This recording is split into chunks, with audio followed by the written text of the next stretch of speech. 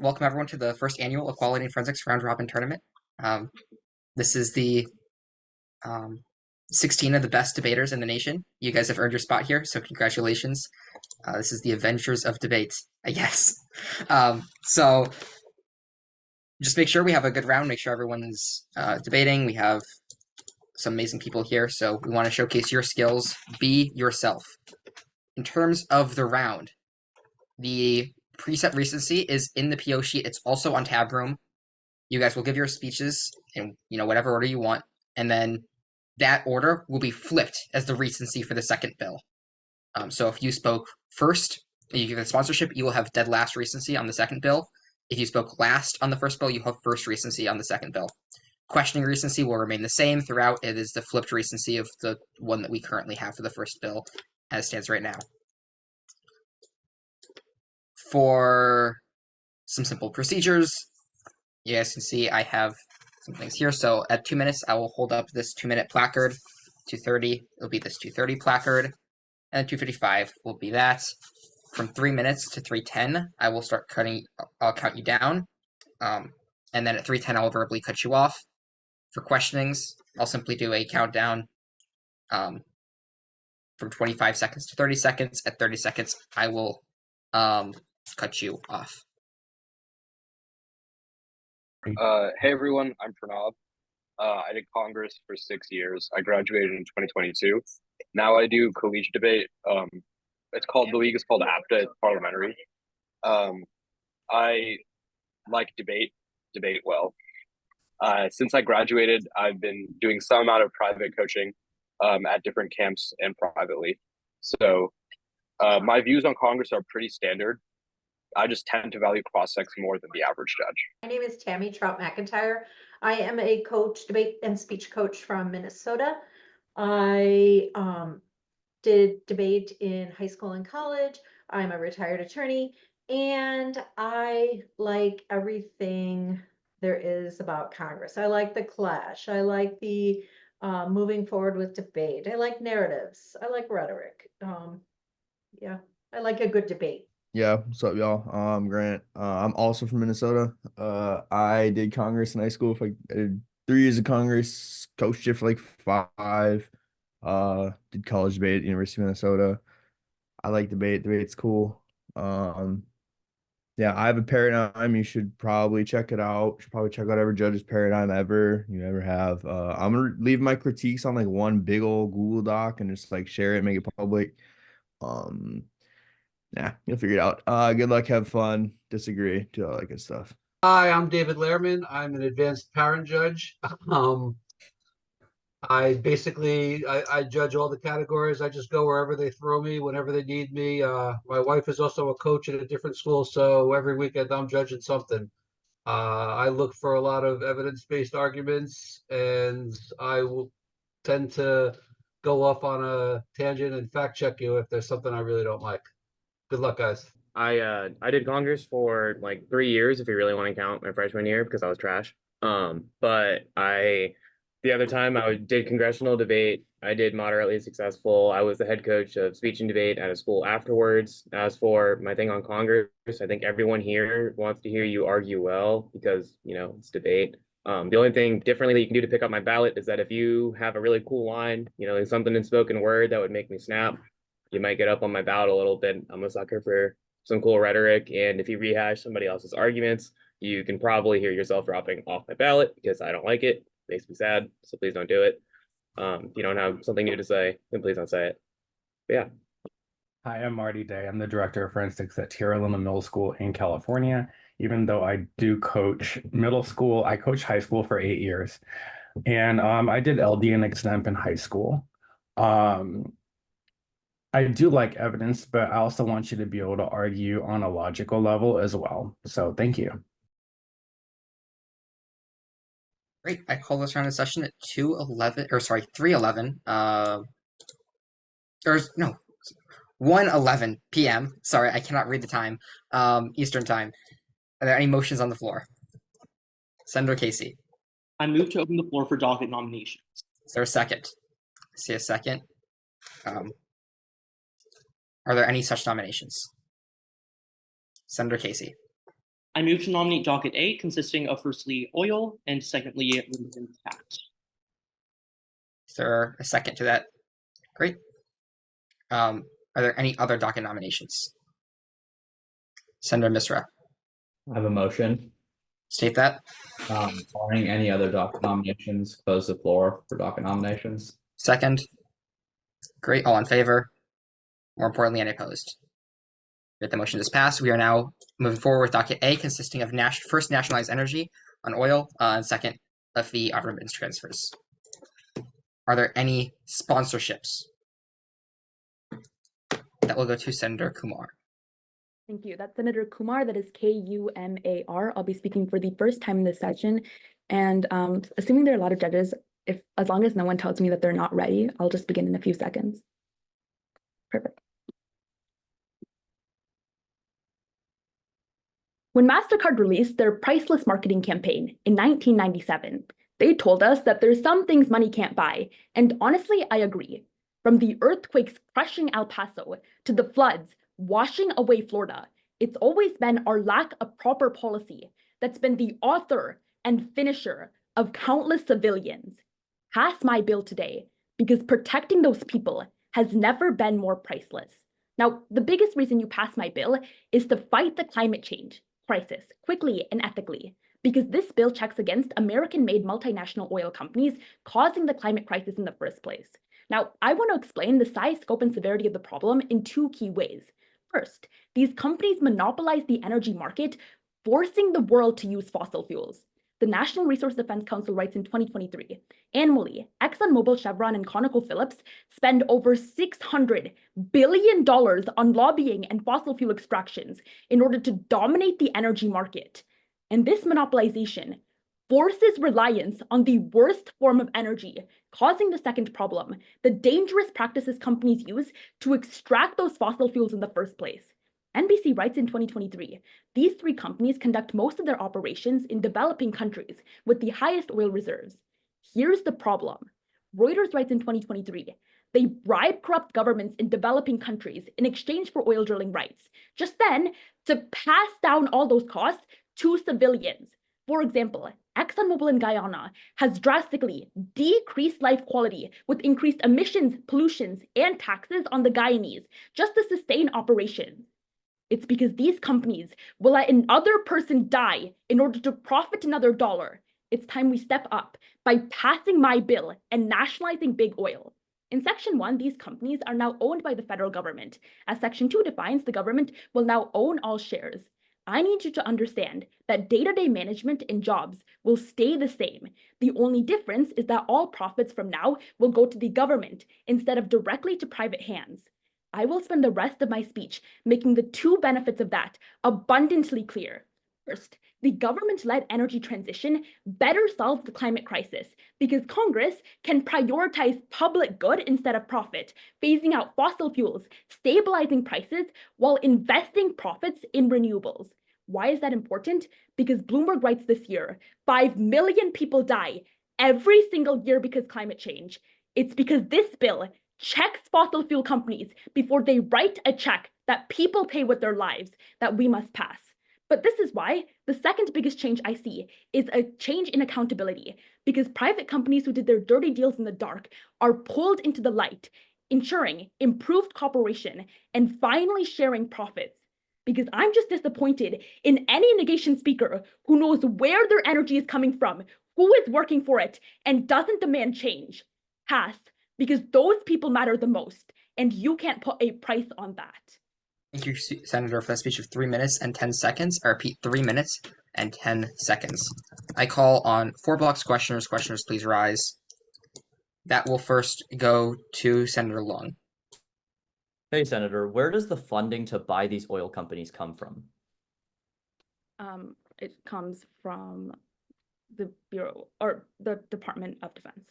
Right. Under Section 3D, we take $500 billion out of national defense to pay for this legislation. Is that something realistic we can do so that the military can continue to conduct basic maintenance and operations?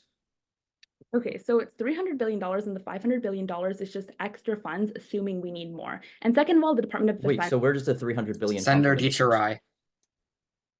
Hey, building off that last line of questioning, sure, Section 3 mentions where the $500 billion is coming from, but where does the $300 billion come from? No, it comes from the Department of Defense. The $500 billion is extra. Right, so if you're allocated. in total taking $800 billion from the Department of Defense in a time where the US is basically having all-time tensions with countries like Russia and China, doesn't that hurt our military? This $300 billion is simply to pay back shares, right? $800 billion, assuming the worst case scenario, that money, it won't. Senator Ostheimer. Hi. Is it constitutional for the US federal government to seize private property? Well, if that's the issue, that should be taken something in the court and not in the Congress. Okay, if we pass unconstitutional law, won't it take years or decades for the legal challenges to resolve and for the political capital behind this policy to even come back together? Yeah, at the worst case, that's an issue that's dealt with in a court. Here as Congress, we should make policy that meets the needs. We don't exist in a vacuum. We can't just ignore the courts. Senator Clark. Hey, when other countries have nationalized their energy, what happened?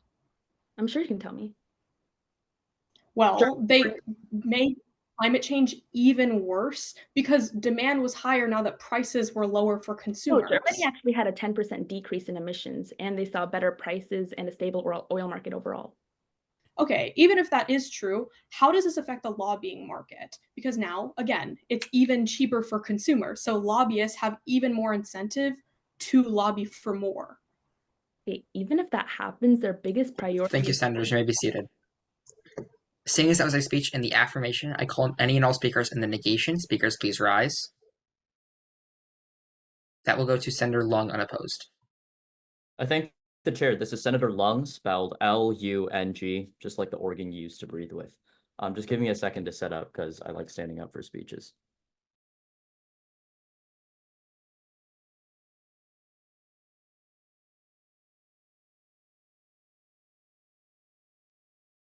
Okay, I'll get started if we're all good here. All right.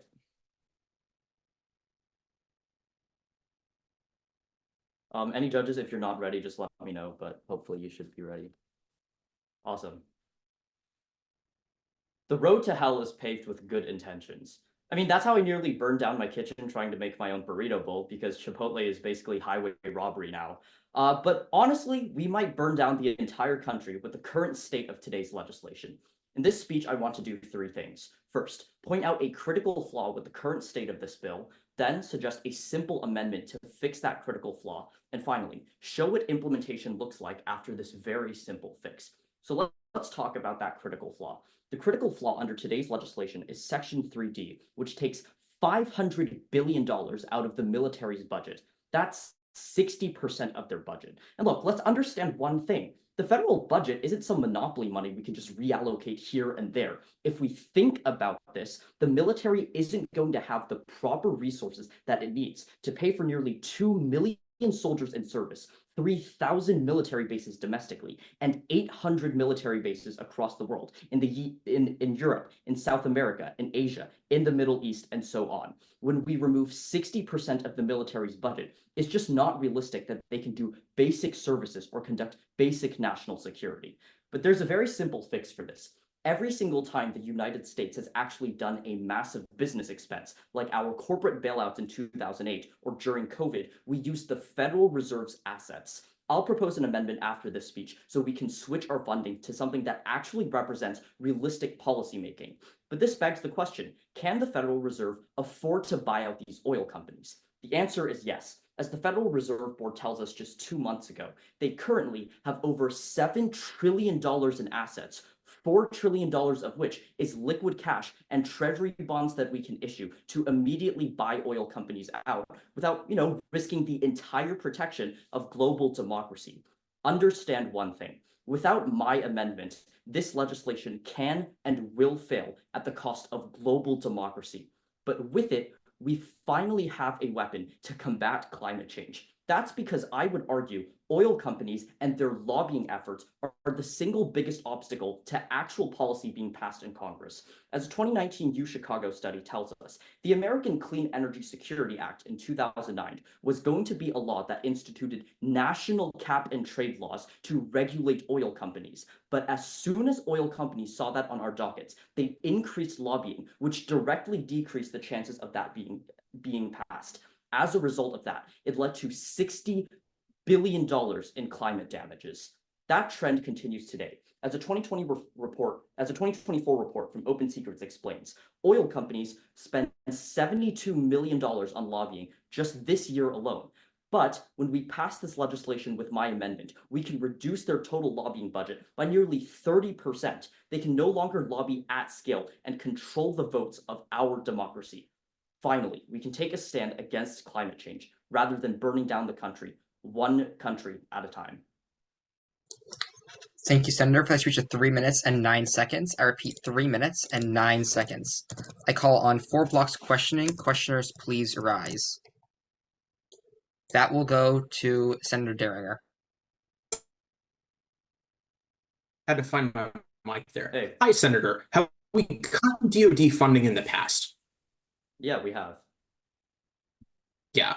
Do we cut all of the DoD's funding from this legislation at one time or over a staggered chunk of time? It doesn't matter if it's over 4 years, right? It's just not realistic for the military to operate if we just suddenly take away $100 billion for them. Okay. Because at best, we still have to buy out oil companies in the next 4-ish years. You just told me that we've cut DoD funding in the past by smaller amounts, and the DoD has obviously survived. So if we're cut it by at most $12 billion.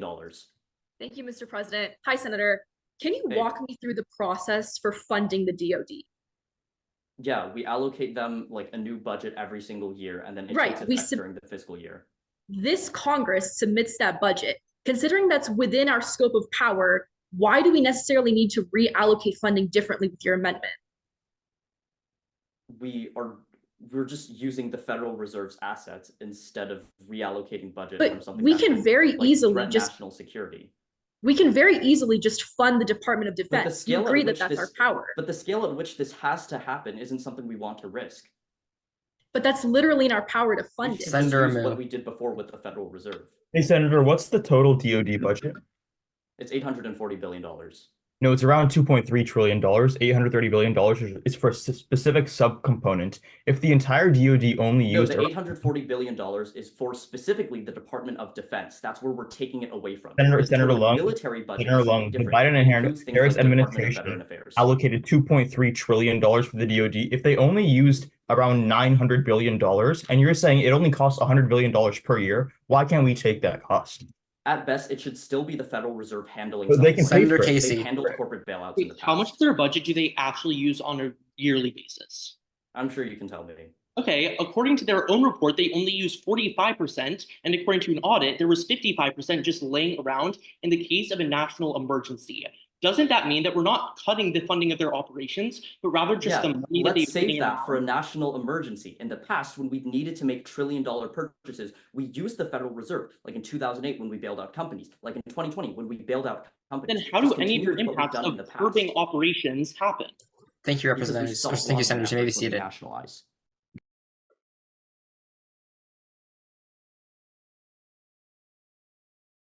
All right, unless there's a motion on the floor, seeing as that was a speech in the negation, I will now move for the speech. Representative Lung, is that a motion? Motion of personal privilege to approach the chair with an amendment. It's granted. Please send it in the chat.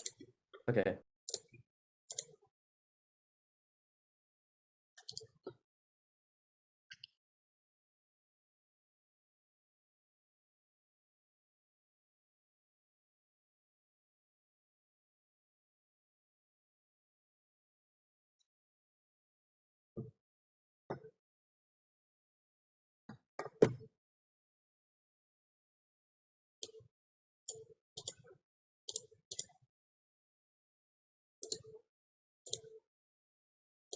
And that is to remove all of the current Section 3C, or Section 3D, sorry?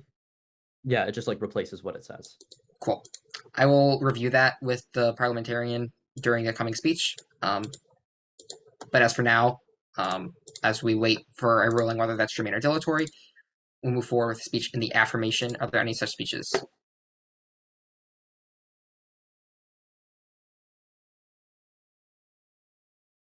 Senator Adams, is that a motion or a speech? That is a speech. All right, you stand unopposed then. I thank the chair. The judges, my name is Senator Adams, spelled A-D-A-M-S. I don't know if it's backwards on Zoom, but there it is. Please let me know if you're not ready, and I'll get into it. Great. In the last year alone, I've debated a carbon tax, a gas tax, an engine tax, a green jobs program, 3 distinct nuclear initiatives, an offshore wind plan, an LNG pipeline, a tar sands pipeline, and a recycling campaign. But none of these legislative actions can succeed if corporations can just hop outside of the US's sovereign borders to continue their march towards the end of our world. Pass this bill to restore sovereignty to formerly colonized countries and to rip off the clean energy labor transition band-aid. First, pass this bill because the issues of pollution in developing countries can only be solved through nationalization. So Senator Kumar's impacts are only more important when we consider the actual mechanism of this bill. According to the East Asia Forum in 2022, 100% of Papua New Guinea's LNG is owned by a company run by ExxonMobil. And according to the UNEP in 2021, because of oil and gas extraction along with mining, Papua New Guinea had more pollution-related deaths than any other country, with over 100,000 fatalities on the hands of companies like Exxon. Moreover, per Reuters in 2024, Exxon is able to pursue disastrous markets like this one because they outsource to Chinese and French capital markets when American investors would rather fall in line with the US's increasingly progressive climate policy. Nationalizing these companies isolates them from their foreign incentives to kill and brings them back into the scope of US laws and the US's commitment to a greener, fairer world. Listen to Senator Kumar. Papua New Guinea is not an isolated case. Domestic bills are not enough.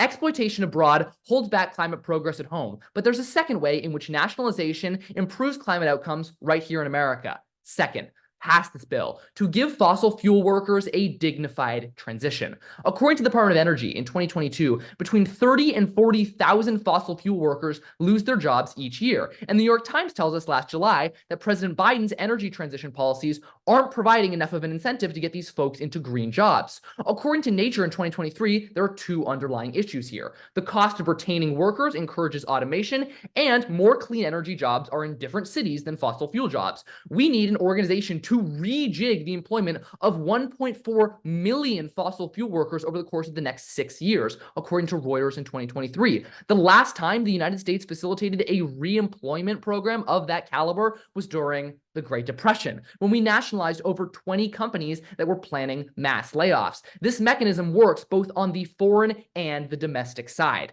Senators, every triumphant bill and executive order meant to fight the climate crisis falls flat if we leave behind the countries to which we are outsourcing our pollution and the workers who, through no fault of their own, make up a dying industry. The oil giants have proven to be too mercenary to be up to the task.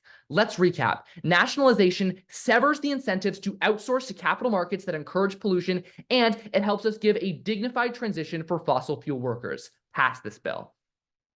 Thank you, Senator, for the speech of 3 minutes and 6 seconds. I repeat, 3 minutes and 6 seconds. I call on 2 box questioners. Questioners, please rise.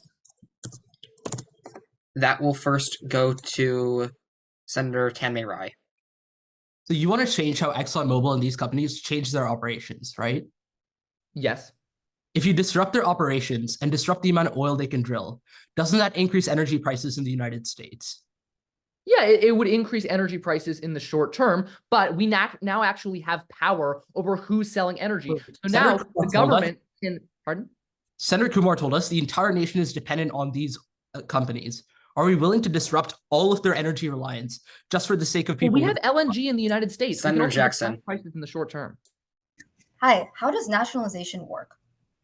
Nationalization, we're essentially buying out the company and we're distributing the money to stockholders, and then we are taking control of the apparatuses that govern the company's operations. Sure. Where in there does it say that we're completely overhauling the operations of how the company functions? Okay. Here's the thing. The United States government is committed to a greener, fairer world. ExxonMobil is committed to drilling enough oil that we destroy the world. When we Is the switch United States incentives to the government US government, on then the Thank you, US government is senators. You going may to be prefer a seated. different policy. All right, the amendment was ruled as germane. So if there's a motion on the floor to amend the bill, I will hear that this time. Senator Lung? I move to amend. Okay. That requires a 1/3 second, which would be 6 representatives. All who wish to second this, please stand. That is clearly a 1/3 second. We are now in line for a sponsorship speech on the amendment. Is there a speech? Senator Khetan. I have a motion. Okay. Just to be clear, there's no speeches then? Okay, there's just the motion then. State that. Motion to move to the previous question. Okay, is there a second? All in favor of moving the previous question on this amendment? Any opposed? Okay, that motion does pass. All who wish to vote in favor of the amendment, now please stand and raise your placard. I count 1, Khetan, 2, Ostheimer, 3, Adams, 4, Ammu, 5, Misra, 6, Kim, 7, Kumar, 8, Zhou, 9, Rai, 10, Casey, 11, Dieringer, 12, Rai, or 10 Rai, sorry, I counted Rai twice, because there are 2, and then 13, Lung. So on that vote, that will very clearly pass. So the motion or the amendment is now adopted. Section 3D now does read that $500 billion will be taken from the Federal Reserve's assets for the distribution and payment to companies. Moving back to the main debate, with that as the amended bill, is there a negation speech? Any all negation speakers, please rise. That will go to Senator Casey unopposed. Of course. Hey everyone, that's Senator Casey, C-A-S-E-Y. Pretty standard spelling. More than happy to step up early in this debate. Maybe I'll take a few seconds of silence, and then if nobody interjects, I'll just get ready to go. And to clarify, because there was an amendment, this is a speech on the negation. Okay. Great. In April of 2012, Cookie Monster told children across America to care about the environment. So let's take a lesson from him and spell out this bill through the ABCs. A stands for affirming, B for bill, C categorically, D destroys, E environment and economy. Affirming this bill categorically destroys the environment and economy. So take Cookie Monster's advice, because F stands for fail. Now, I think so far my side has kind of treated this debate like the Kendrick-Drake beef by just not responding to the other side at all and just fixating on one specific subsection of this bill. So allow me to do exactly that. Let's frame this debate around 3 key E's. The first E stands for the economy. Now, Senator Kumar started off this debate telling you that in the status quo, profit-driven companies are upcharging oil. What she fails to realize is why that's the case. As the IPAA explains just last week, despite what Senator Kumar tells you, because there are over 9,000 independent oil companies in the US, no matter how much Chevron and Exxon want to price gouge, market competition ensures that they're unable to do so. The real reason as to why oil is so expensive is because of the current oil shortage. Unfortunately, this bill only exacerbates that. Because as the Columbia Law Journal quantified on November of 2023, this Congress is 60% less efficient than these large oil companies.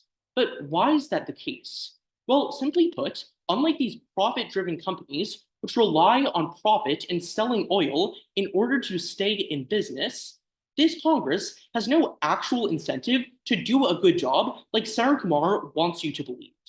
Here's why that's so harmful to our constituents. According to the law of supply and demand, when supply decreases due to structural inefficiency, prices will skyrocket.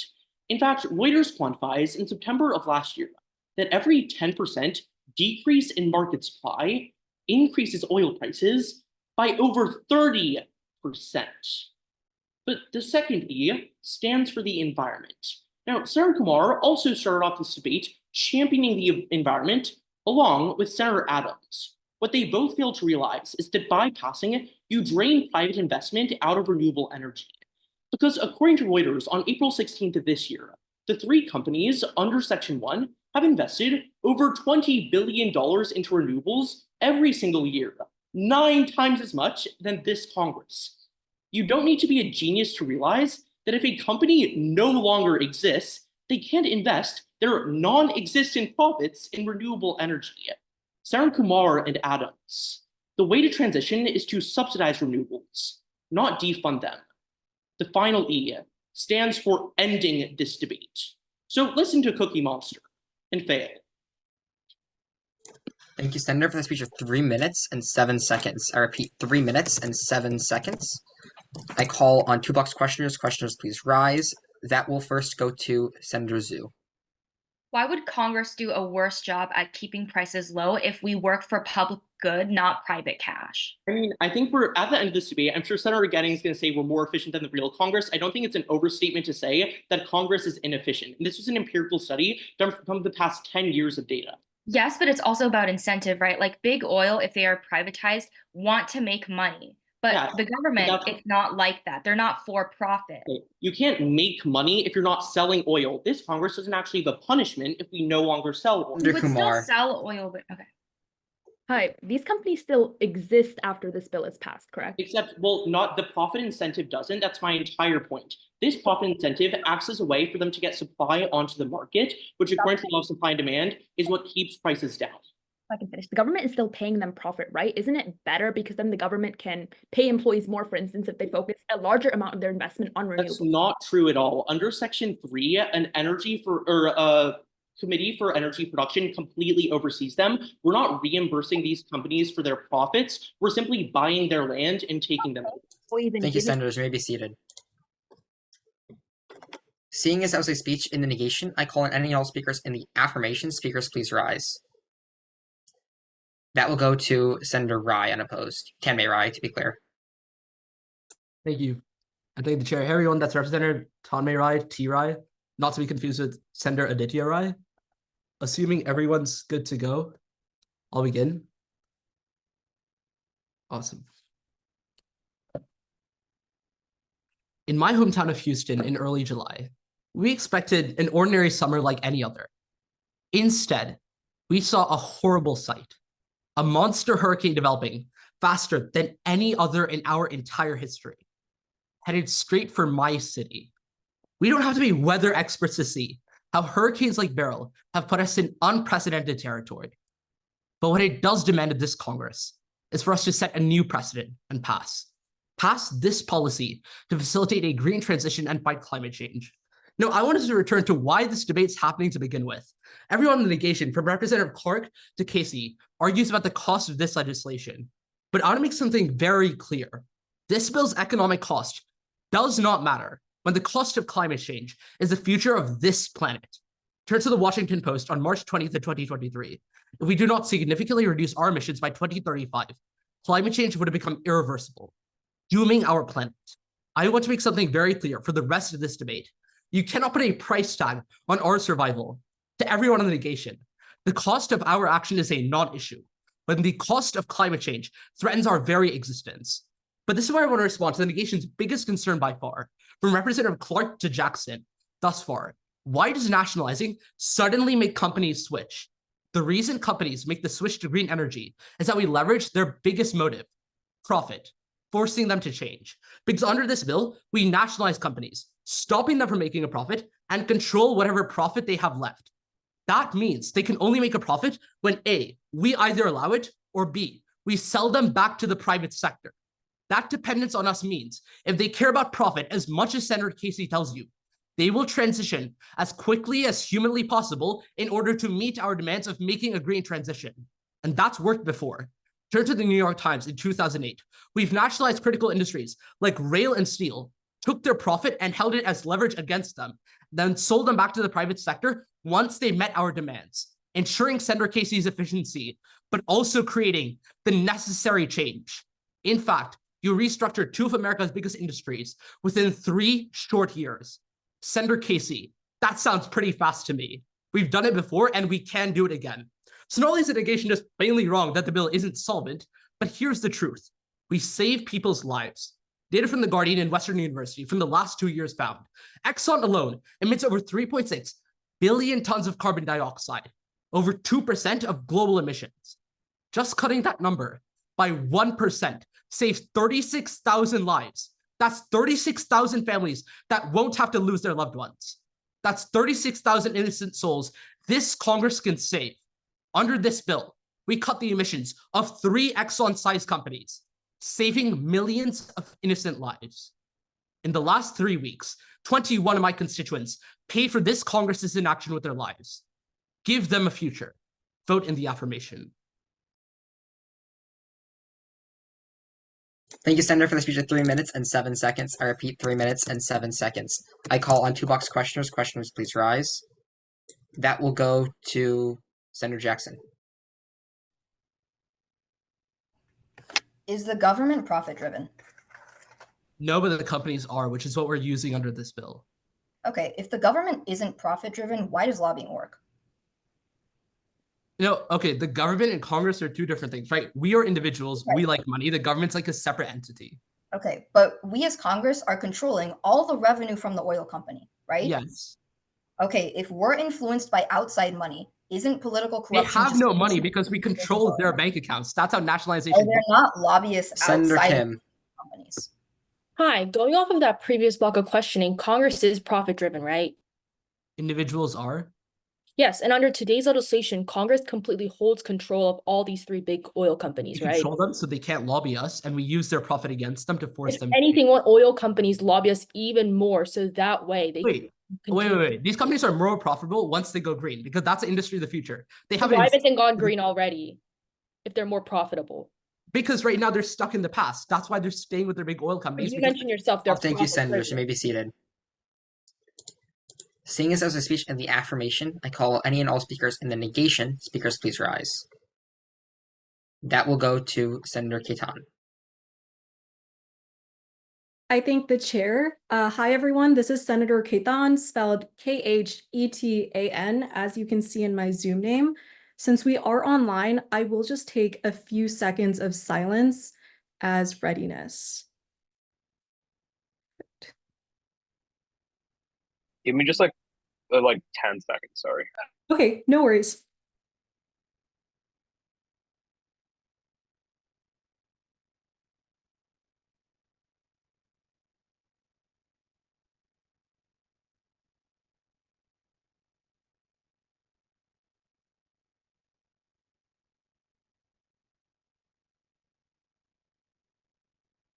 I'm good now. Perfect. In the game musical chairs, American youth are taught that in a country that prioritizes opportunities for all, the only path to success is taking it from others. The privileged already hold every seat in this world. All I ask from you today is to leave the disadvantaged a space to sit. So far, this debate has been a back and forth between the affirmation and the negation on the efficiency of nationalization, or even if we can even afford it. But principally, you negate to protect our most vulnerable constituents from unemployment.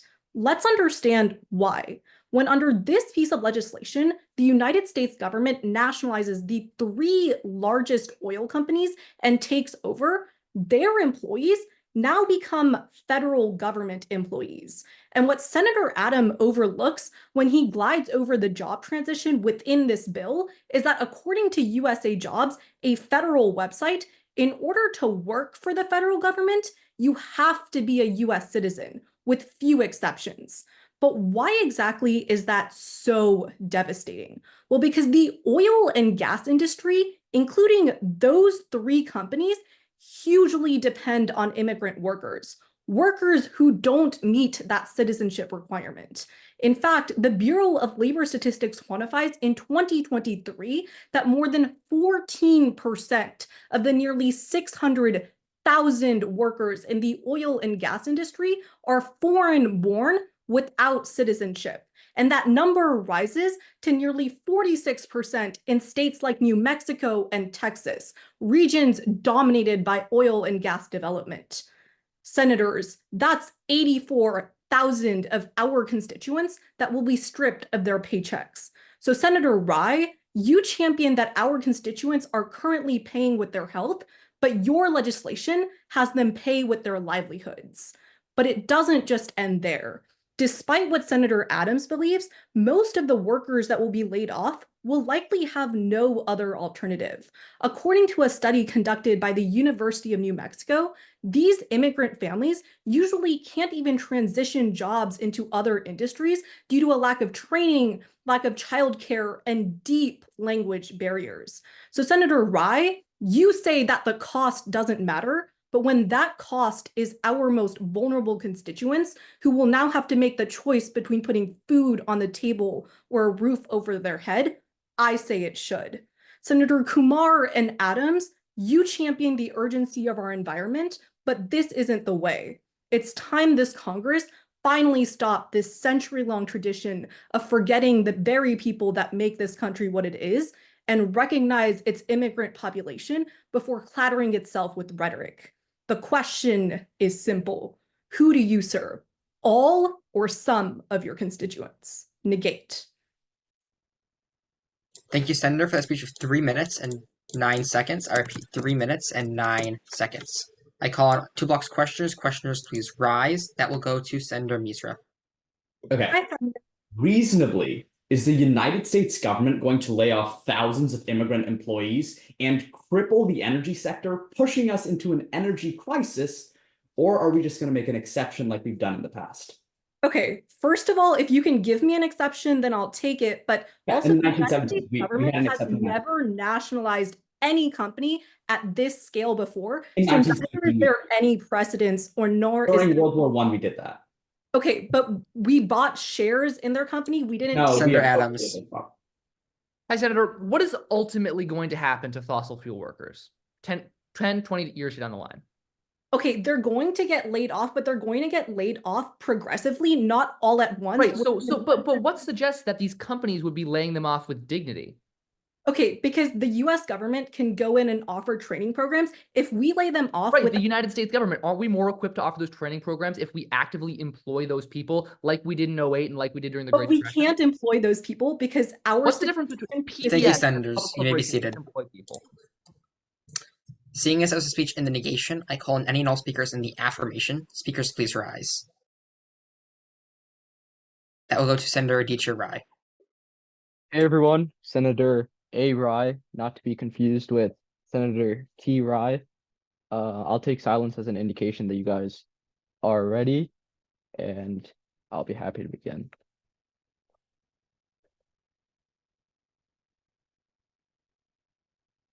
And just a heads up for my judges, I'm going to be timing on my phone on airplane mode, so, all right. On December 19th, 2008, in the midst of the Great Recession, this Congress made the decision to nationalize General Motors and Chrysler to save an economy on the brink of collapse. 16 years later, we have the opportunity to do the same thing with big oil in order to save this country from environmental catastrophe. Protect your people and pass this policy. Now, so far in this debate, Senator Casey and Senator Khetan have told you that this legislation hurts our constituents because of prices. I would argue that increasing fossil fuel prices don't matter because renewable energy prices are already going down in the status quo. Look to Forbes in September of 2022 when they tell us prices of large-scale solar PVs decreased by 89% between 2009 and 2019. Senator Kim, the reason companies aren't already investing in renewable energy is because, as my brother from another mother, Senator Tammy already told you, they're stuck in the past. Why would ExxonMobil invest in renewables right now if they know it'll be cheaper to do so in the future?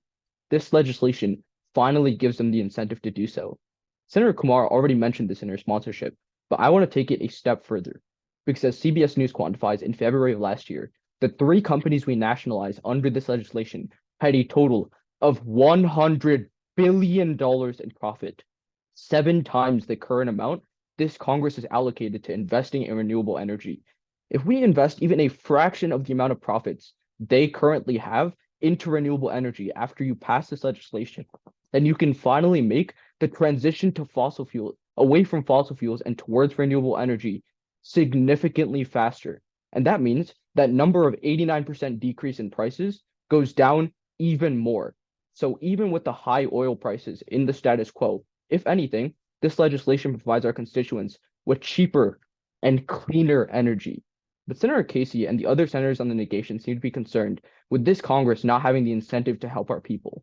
Senator Casey, if you don't have an incentive to help your constituents, we can just debate this bill again in November when a new senator takes your spot in Congress. Because I don't know about you, but me and the rest of the affirmation are only concerned with helping the people who put us in office in the first place. And this legislation does exactly that. Because when you finally invest in renewable energy using the profits of these companies, you're able to decrease already decreasing prices and make energy more accessible for our constituents. At the end of the day, we haven't nationalized a company in quite some time, and our companies may not be failing, but our country will soon fail if you don't pass this legislation.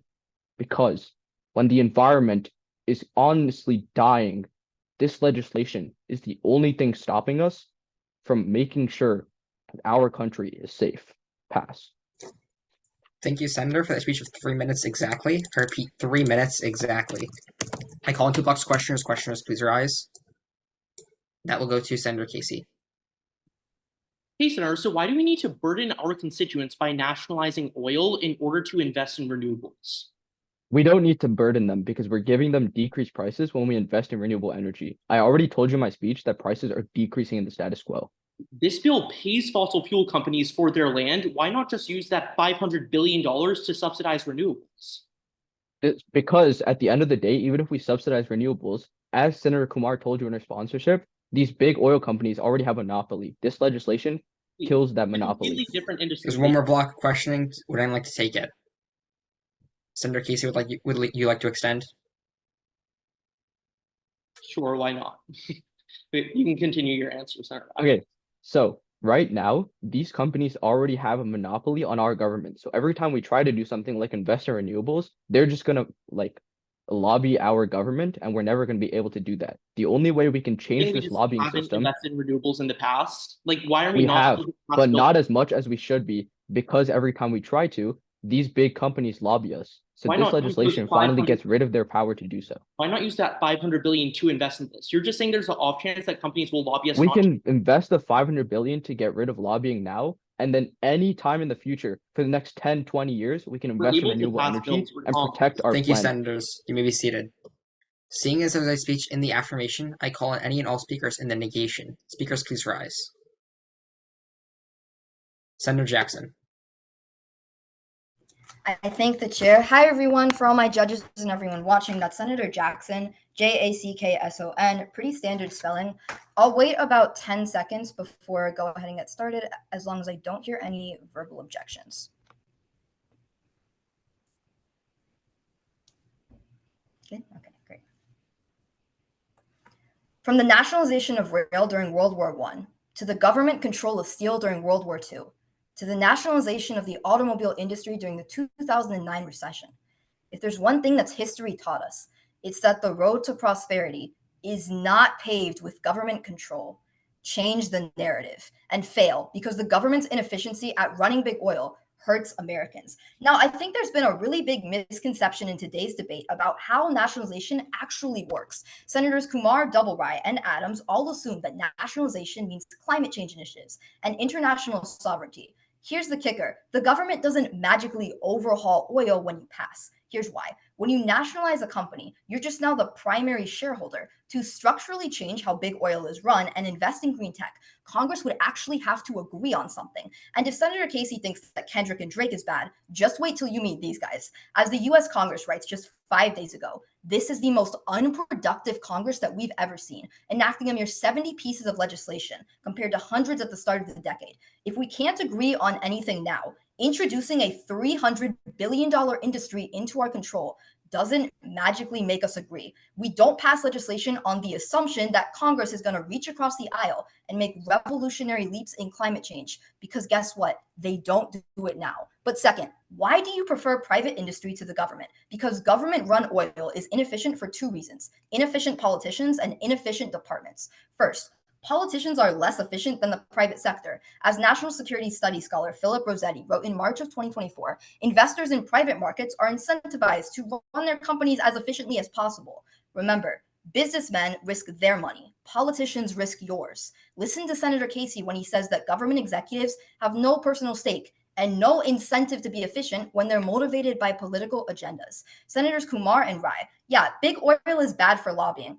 But the reason that lobbying works is because time and time again, profit takes priority over people's lives for politicians. Senator Rai, we might be saints, but if the other 500 members of Congress are profit-driven, what exactly incentivizes them to cut the profits of a multi-billion-dollar industry to suddenly go green if they've allowed it to exist for this long? Absolutely nothing. You would think it's a good thing to introduce political motives, but the price of oil is volatile, so it has to remain efficient. And last I checked, the US government was anything but efficient. As the Federal Times writes in May of 2024, the Department of Commerce, the department that would be running these companies, nearly collapsed due to layoffs and could not manage their budget of a mere $70 million. If they couldn't manage that, they can't handle 300 billions. When they fail, Americans always pay the price. As the Congressional Research Service wrote in 2020, even the smallest lapse in efficiency cost Americans hundreds on energy bills every single year. As parents are forced to choose between feeding their families and heating their homes, political posturing is no match for a practical solution. Don't let history repeat itself. Fail. Thank you, Representative, for the speech of 3 minutes and 7 seconds. I repeat, 3 minutes and 7 seconds. I call on 2 box questioners. Questioners, please rise. That will first go to Senator Khetan. Hi, Senator. What does Section 2 do of this bill? I'm sure you can tell me. So it basically appropriates the property of these companies to the United States government. So I'm not exactly sure why the United States government is going to have to pass additional legislation to get control of these companies. Okay, that's exactly what this legislation is doing. Also, under Section 2, Congress is the one who controls all the revenue, right? What your side is arguing is that with this revenue, we invest in green tech. Except for that to happen, Congress would have to pass legislation. I'm telling you that they're not. Senator Long. Will Congress continue to disagree on energy policy when the oil lobby can't work anymore because we just acquired the oil lobby? Even though oil lobbying wouldn't work anymore, your side already tells me that Congress is profit-driven, right? They're not going to cut their own profits. They're profit-driven because they're lobbied to oppose energy policies right now. That's what happened to our cap-and-trade bill 10 years ago. Congress can't lobby themselves. Like, I know we're really corrupt, but at the end of the day, we can't lobby ourselves to disagree oil with makes ourselves. more money than green energy, doesn't it?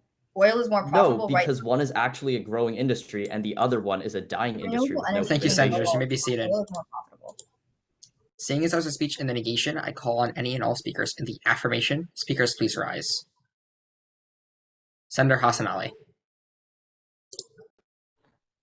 Thank you. Hi, everyone. That's Senator Hassanali speaking for the first time today on the affirmation. Mr. Pio, can you hear me and see me all right? Awesome. Judges, if you're not ready, feel free to let me know. Okay, we'll get started then. President Harry Truman used to keep this sign on his desk that read, "The buck stops here." It was a reminder that the President of the United States had to make decisions and ultimately accept responsibility for them. In today's debate, I don't think the buck will stop at the president's desk. It'll stop at ours. Now, if I had $1 for every single time the negation brought up lobbying, I would probably have enough to pay for this bill. I'm going to argue the possibility of lobbying applies to literally any piece of legislation. Senator Jackson, if we were to pass gun control legislation, for example, we would worry about gun lobbyists. If we passed education reform, we'd worry about education lobbyists. I don't think we should let the potential of a few corrupt individuals prevent us from passing any legislation in the future. Beyond that, I think the most important argument of this round came from Senator Casey. And he continues to tell you that energy prices are going to increase. As someone who comes from the state of California with the highest gas prices in the country, I actually want to tell you what my constituents are going to see. If anything, prices of energy are actually going to go down. I'm going to take Senator Casey's logic and show you why it flips to my side. That's because in the status quo, these big three oil companies are driven by profits, so they continually raise energy costs to make more money. I choose to believe in the good of this Congress, and we are not driven by profits, so prices are going to go down. But fundamentally, a large amount of this debate has been focused on resources and dollars. I want to tell you the impact on human lives. The saddest part of climate change is when it starts killing our constituents. The American Lung Association tells you that 50% of our constituents live in counties with unhealthful levels of pollution. 74 million people of color live in counties that receive a failing grade for particle pollution. Senators, none of this is a coincidence, because climate change is not a coincidence. Climate change is a consequence. In the richest country in the world, it is absolutely unacceptable that our constituents are being placed for higher rates of cardiovascular disease, for asthma, for COPD. Instead of throwing around the possibility of profits, the one thing I ask from you is don't throw around the possibility of my constituents' lives. Instead of talking about the green, talk about the red, white, and blue. Pass this bill. Thank you, Senator, for the speech of 3 minutes and 3 seconds. Repeat, 3 minutes and 3 seconds. I call on 2 blocks of questioners. Questioners, please rise. That will go to Senator Casey. Or sorry, Senator Jackson. Hi, Senator. Hi. I'm not necessarily worried that lobbying is going to increase. I'm worried that the government cannot manage a business. Do you have proof that the government has successfully managed nationalized businesses before? Sure, the New Deal during the Great Depression saved the entirety of the American economy. That relied on the nationalization of businesses. Out companies. Okay, but we didn't nationalize those companies with the intent of keeping them and managing them forever. We nationalized them with the intent of saving them temporarily before returning control back to Representative, regardless, that nationalization worked, and I believe it can work again in the case of climate change. We have one more block of questioning. Would anyone like Senator Casey? Hey, Senator, great speech. Regardless of lobbying, people in Congress are still divided over renewable energy, right? Yes. Yeah, okay. So if we're still divided, and even if lobbying just doesn't exist, who's to say we're just all going to agree to subsidize renewables with this bill's revenue? Sure, I'll take you at your highest ground. Even if the switch to renewable energy doesn't happen for another couple of years, I would argue even the possibility of reducing energy prices for people who are already struggling is still an impact that can be achieved. This bill doesn't do it because it decreases supply. Thank you, Senators. I just told you. Thank you, Senator. I take the chair. Sure, thanks you. Seeing as there was a speech in the affirmation, I call on any and all speakers in the negation. Speakers, please rise. Once again, any and all negation speakers, please rise. The chair highly state that. In order to avoid any breaks in debate, I move for a 30-second in-house recess. Seconds. All in favor? Any opposed? Great, we're now in recess for the next 30 seconds. The splits were pretty even. Who's on the negation at all? Like, even if you're not ready to speak now, could you just put a hand up if you're on the negation? Ostheimer, Clark. Just 2 speeches left? There should be more. I can go pretty soon, actually. Like, I can go pretty soon, but is there anyone else in the app? I'm just curious, like in general. Wait, Senator Clark, would you be able to give, if we broke cycle now into the app, if people are okay with that, would you be able to give the next negation? Recess has elapsed. Yeah, absolutely. We're back in session. We can extend if needed, but state that. I'll move for a 1-minute in-house recess. Seconds. Okay, all in favor? Can I say one thing? Because there's like a lot of like there's a lot of like late round people with like worse recency that are also on AF. So like, should we maybe like give them some time to maybe flip on negation, so then it's even and they don't get shut out. I don't think there's any need to have more than one cycle break. Yeah, but I mean, right now we definitely are, because like, how many people on the affirmation? Raise your placard. 1, 2, 3, 4, 5. Yeah, it's not because like, yeah, like that's not gonna be swell. Yeah, it's a 10-6 split, which is a little different than what it was at the beginning, if I remember correctly. Very different, yeah. Can anyone switch? I mean, like, you'll have a lot of time to do it. Like, that's 12 minutes. Wait, Senator Misra, you're on the neg? I'm on the affirmation.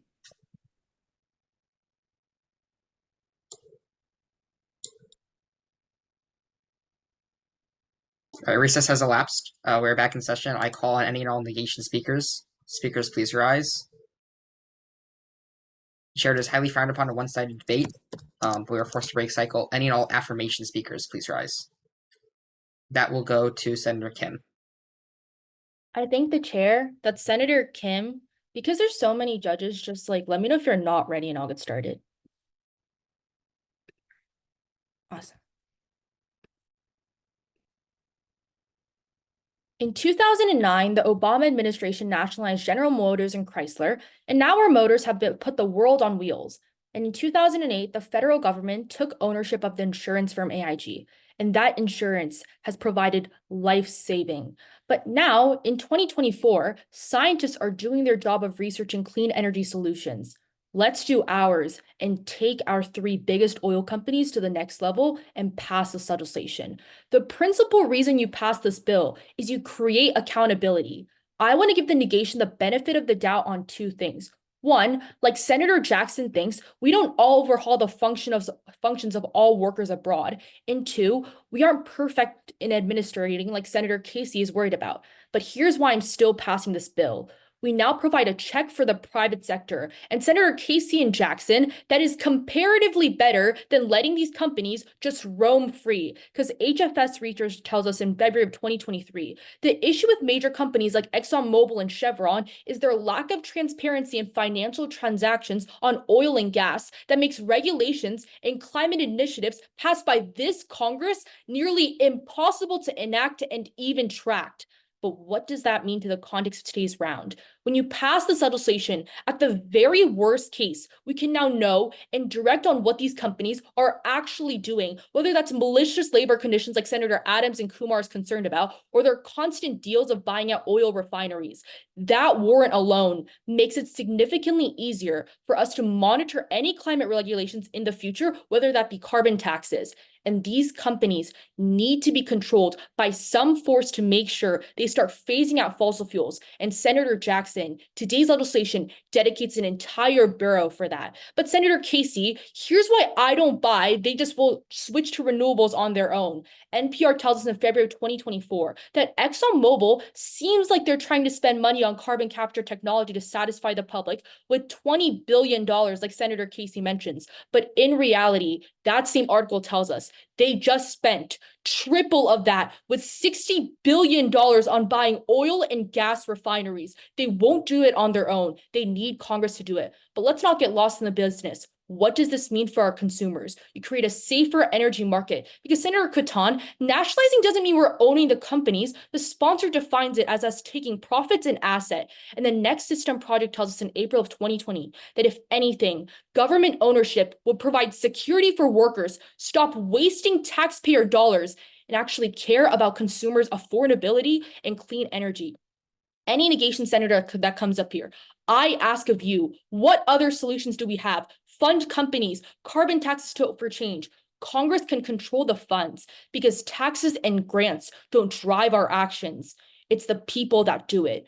Show your allegiance to the people and pass this bill. Thank you, Senator, for the speech of 3 minutes and 1 second. I repeat, 3 minutes and 1 second. I call on 2 blocks of questioners. Questioners, please rise. That will go to Senator Clark. Hi. Hey, so what happens to the market when it becomes nationalized?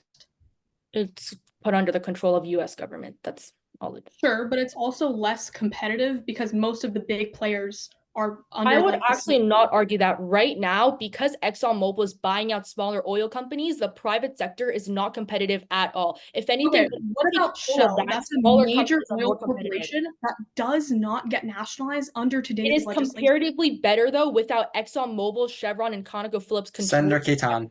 Not if they expand. Hi, Senator. So you just conceded to Senator Clark that when it's nationalized, it comes under the control of the federal government. If these become a federal, it's not like we own it though. It's not our ownership. So then who are these employees working for? It's the companies themselves, and we're in control of their profits and their assets. Right, but now they work for the federal government. And if they can't work for the federal government because they're not working for us, we're in charge of their shares and their profits. That's not necessarily working for the federal Thank you, government. senators. You may be seated. I think the chair. Chair thanks you. Seeing as that was a speech in the affirmation, I call on any and all speakers in the negation. Speakers, please rise. That will go to Senator Clark. Hi, everyone. Again, that's Senator Clark, spelled C-L-A-R-K, speaking for the first time in this legislative session. Because we're virtual right now, I'm just going to assume all of my judges are ready unless you say something and stop me. All right, sounds good. In terms of an ecological clock, scientists tell us that human time on this earth is hitting close to midnight. And if we aren't careful, we'll run out of time entirely. But even with that being said, this legislation is far from that clock stopping solution. So I'm going to spend the next 3 minutes of my time telling you why that is and why you fail. To recap today's round, the foundation lies in the affirmation's ability to prove both short and long-term benefits on the basis of the progression of green energy to help save our climate. Here's why they just don't and cannot do that. In the short term, I want to agree with Senator Adams. A green energy job transition sounds great in proposal, but not in practice. Look to a super recent precedent. Just 1 year ago, the Biden administration got this Congress to pass a plan that gave nearly $80 billion to a green energy job training program, and it produced over 80,000 new jobs, according to CNN. But here's where that other shoe falls. These new jobs did virtually nothing to change our climate problems. And the reason was because energy is a global market, not just a national one. Senator Jackson was on the right track when they told us that Congress cannot agree enough to be an efficient shareholder. I want to pick up where they dropped the ball and tell you what happens to the global market when this Congress can't agree on what the company should do next. Because in the long term, the R Institute finds that private markets incentivize more production than politically managed ones. That means other private companies will simply pick up where this legislation lets off. Look to the Center for American Progress, which tells us that private companies right now are sitting on over 10 years worth of unused leases at its disposal. They're only producing oil or gas roughly half the area that they already have leased. There are nearly 14 million acres offshore and 9 million acres onshore that are currently under lease but aren't being used for production. The reason for this is because in our current competitive status quo, producing more oil under these leases is not profitable. But that completely changes for companies like Shell that do not get nationalized when you pass, which means 3 key things for today's debate. It doesn't help the environment when non-nationalized oil remains profitable and available. 2, companies have no incentive to comply with a green energy transition, like Senator T. Rye told us earlier in today's round. And 3, the corruption that Senator Hassanali on the affirmation wrote off allows these new companies to burn our world and our constituency to the ground. I won't stand for that. Stop the clock and fail. Thank you, Senator, for that speech of 2 minutes and 59 seconds. I repeat, 2 minutes and 59 seconds. I call on 2 blocks of questioners. Questioners, please rise. That will first go to Senator Dieringer. Hey, so if both Senator Rye's already told you that the profits from these companies are now going to go to renewables, why does it matter if other companies start investing, like continue to expand their businesses, if renewable energy under our control is going to be the leading market? Okay, here's the thing. I fundamentally disagree with the fact that leading energy is under our market, because the fact of the matter is it takes time for green The energy fact to of the matter actually is, I become already told profitable. you in my speech If solar I can PV is finish, getting it takes time 89% Senator so that PV. these Hassanali. companies can simply expand. Thank you. I have a really simple question. What is the reason these companies are opposed to the switch to renewable energy? Because it's currently not as profitable for them right now. Right. It goes against their whole business model. Considering that we remove that profit incentive, why won't they be more likely to comply with renewable energy? Because the fact is, like Senator T. Wright told you on your own side, they're still looking to eventually buy out of our management. No, but the thing I is understand that makes them profit Representative, focused. now the Thank you, government senators. You is may in be seated. charge. Seeing as outside speech in the negation, I call on any and all speakers in the affirmation. Speakers, please rise. That will go to Senator Misra. Thank you so much. That's Senator Misra, spelled M-I-S-R-A. Once again, it's spelled M-I-S-R-A. I'll give everyone a second to get ready, and then I'll start. On December 26, 1917, President Woodrow Wilson nationalized American railroad industries. In the 4 years during which the United States controlled them, we standardized them, made them more efficient, and fundamentally made them better. Let's get one thing clear. Nationalization is something we have done before, it is something we have done often, and it is something we have done with resounding success. Principally, pass, because nationalization of industry is not the monster it has been made out to be in this round. Now, Senator Ostheimer brings up the wonderful argument at the start of this round that this bill, by its very nature, is unconstitutional.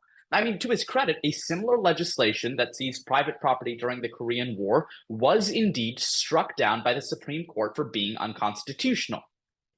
Here's the caveat that Senator Ostheimer fails to tell you. As long as this bill gets congressional approval, it's perfectly legal.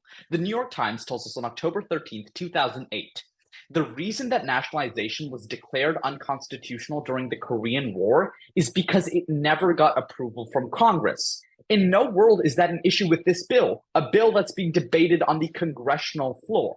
Next, Senator Casey tells us that this bill somehow devastates investments into renewables.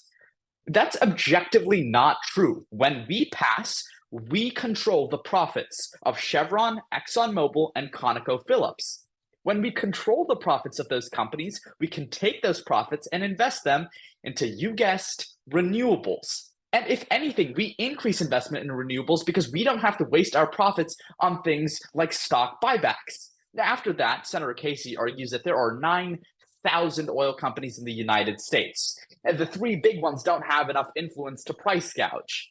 Again, another caveat he fails to tell you is that on average, those 9,000 companies have like 12 employees. With Senator Casey, there are few large companies like ConocoPhillips, Chevron, and ExxonMobil that control the vast majority of the market share. That's how an oligopoly works. This bill takes the first step in shattering the death grip that these massive corporations have on this Congress. And lastly, Senator Khetan argues that this bill will inevitably lead to mass layoffs. Okay, let's look at this logically and reasonably. If we actually lay off every immigrant employee, we literally cause the United States energy industry to collapse. After it collapses, we will be pushed into an energy crisis, the likes of which we've never seen before. Either that happens, or infinitely more logically, we make an exception like we've done infinitely times before and allow immigrants to continue their essential work in the oil industry. I mean, let me make it as simply as I can possibly can. Pass, because nationalization works. This bill is constitutional, it curbs the power of massive corporations, and it doesn't lead to layoffs.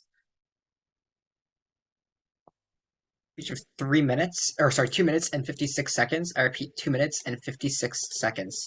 I call on two blocks questioners. Questioners, please rise. That will go to Senator Casey. Point of order. Oh, sorry, I didn't see your placard there. That would go to Senator Ostheimer, my bad. Thanks. In 1952, when Truman tried to nationalize steel, did he provide the companies with compensation? Or you can tell me, Senator. No, it was supposed to be temporary nationalization, thus he didn't provide compensation, thus it was unconstitutional. How much compensation No, you can provide? like I'll bring up the New York Times article for you. The reason that it was declared unconstitutional is because President Truman just decided to do it as a presidential executive order. He never got congressional approval. If you read the specific words of that case ruling, the reason it was Senator declared Casey. unconstitutional is Okay, not. Is Congress divided over investing in renewable energy? I'm sure we are. Yeah, exactly. Okay, so if these companies are already transitioning over, and I might add, we're divided on every other issue, but continue. Yeah, but we're not able to invest as efficiently as these private corporations, which are driven by profitable renewable energy, right? I'm not sure what your question is, Senator. Yeah, okay, we won't immediately be able to subsidize renewables, and that's also not unique to this bill. Aren't we able to subsidize renewables whether or not we pass or fail? That's not true. We actually get more money to subsidize it, and I explained it how it works in my speech. But When we Thank you, control the senators. You may be profits seated. of massive. Thank you. Thank you. Seeing as our speech in the affirmation, I call on any and all speakers. In the negation, speakers please rise. I go to Senator Ostheimer. I thank the chair. Hi, everyone. My name is Senator Nicholas Ostheimer, speaking for the first time today in the negation of a bill to nationalize energy. Judges and PO, please give me a heads up if you're not ready. Otherwise, I'll just go ahead and get started. Can you give me just like a moment? Sure, take your time.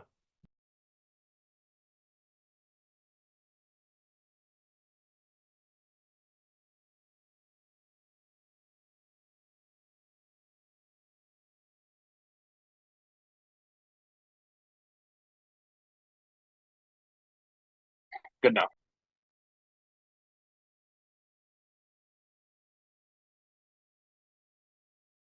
After 6 years of service in this Senate, I've come to bear some pretty hefty grudges.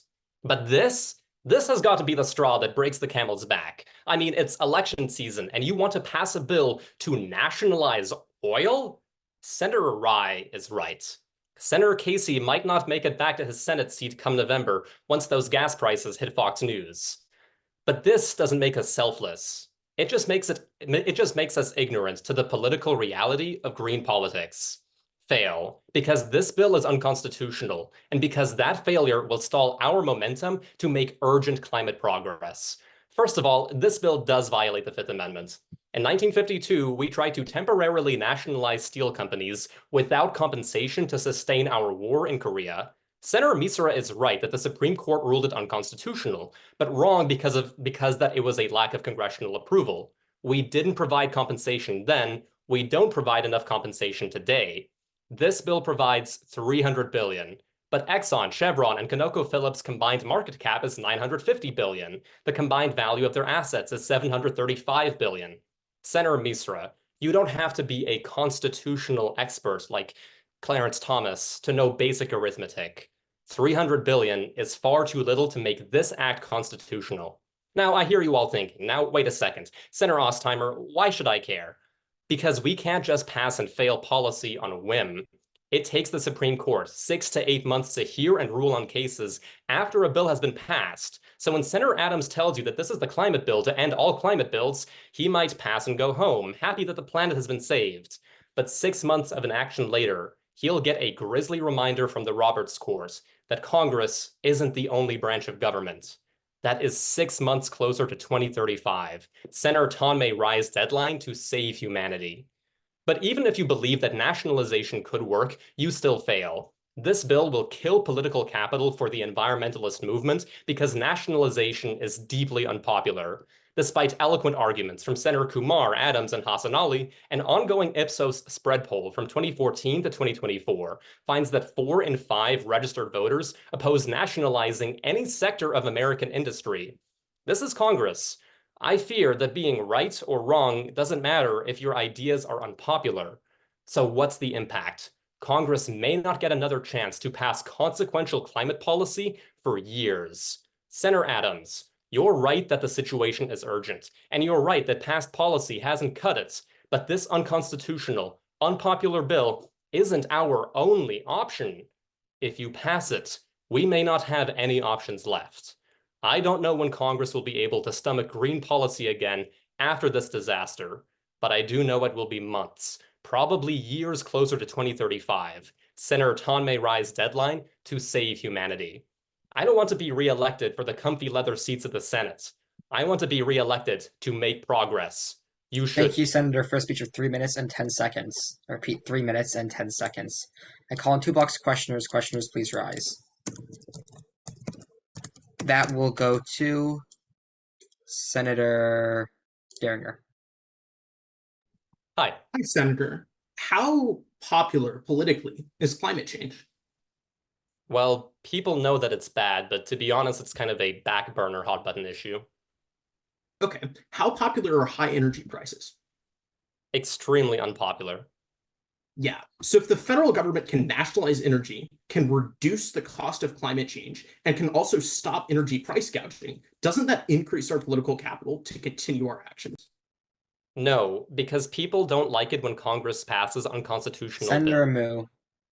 Hey, Senator, do these oil and gas companies already have existing renewable energy initiatives? Yes. Yeah, okay, so that's true. So like I don't understand why we would need to pass new legislation to just fund these initiatives more when they're like when we own their company or when we have a majority share in their company. What's your point? Like you're talking about like being divided on the House, like why would we need to pass new legislation when we could just fund it more? Like why would this division ever play into account? Because the bill is unconstitutional, it won't hold. Thank you, Senators. You may be seated. Seeing as that was a speech in the negation, I call on any and all speakers in the affirmation. Speakers, please rise. Senator Dieringer. Hey, all, it's Senator Dieringer. I'm going to turn off my camera and move it so that I can stand up to speak, so just give me 10 seconds to do that.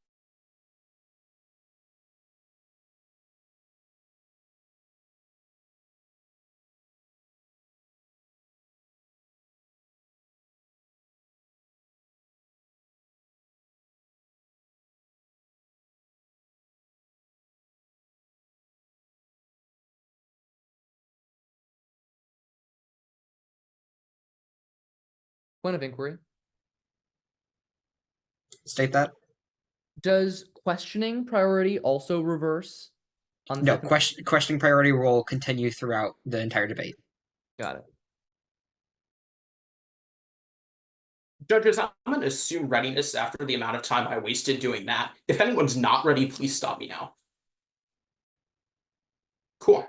All right.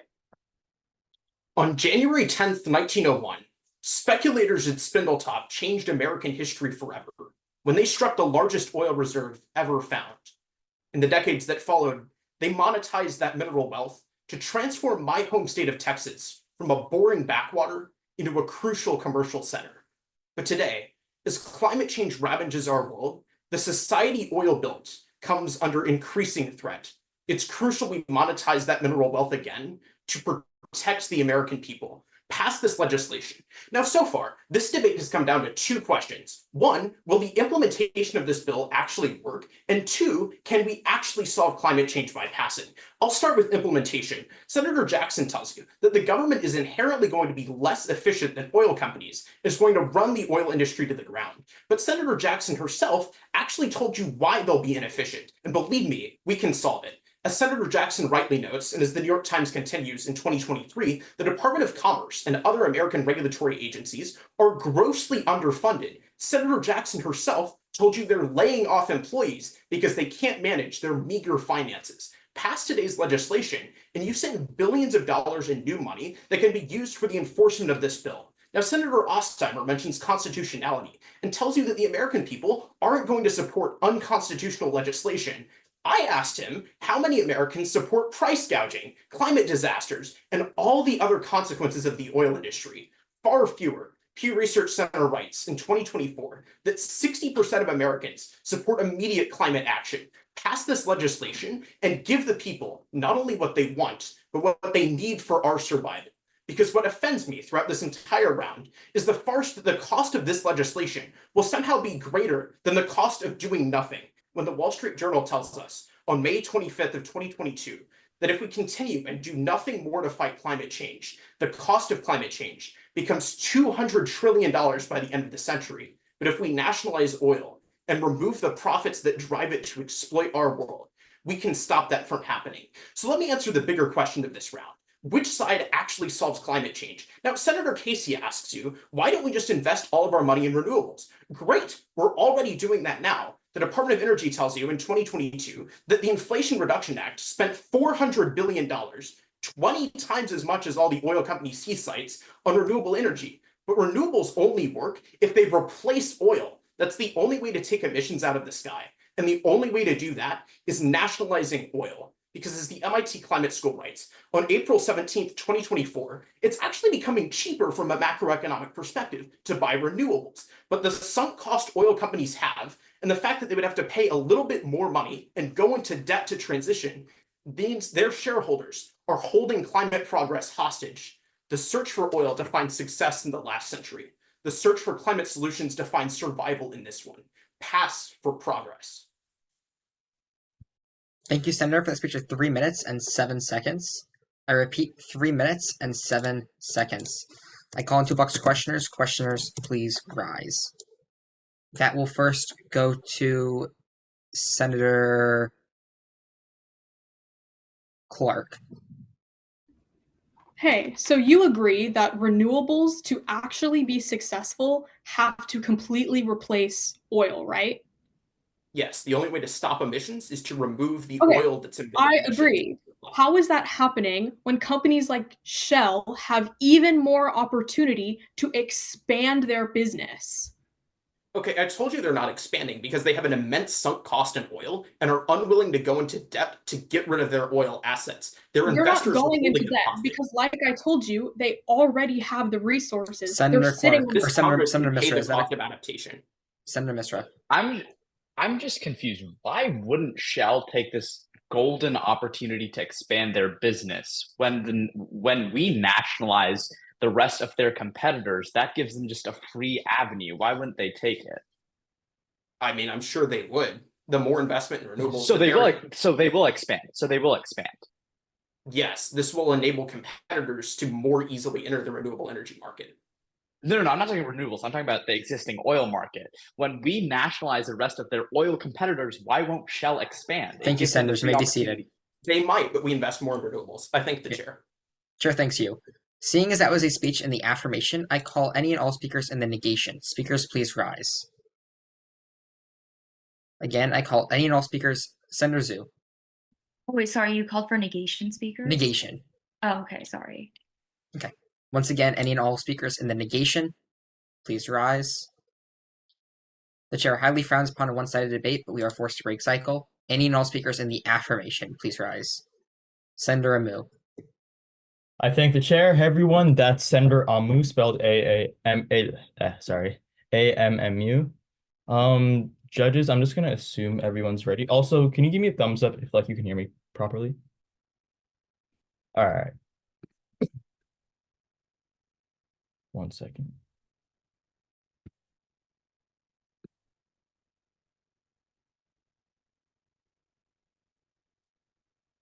When it comes to this chamber's stance on climate change, decades of denial and an interest in inaction has made one thing crystal clear.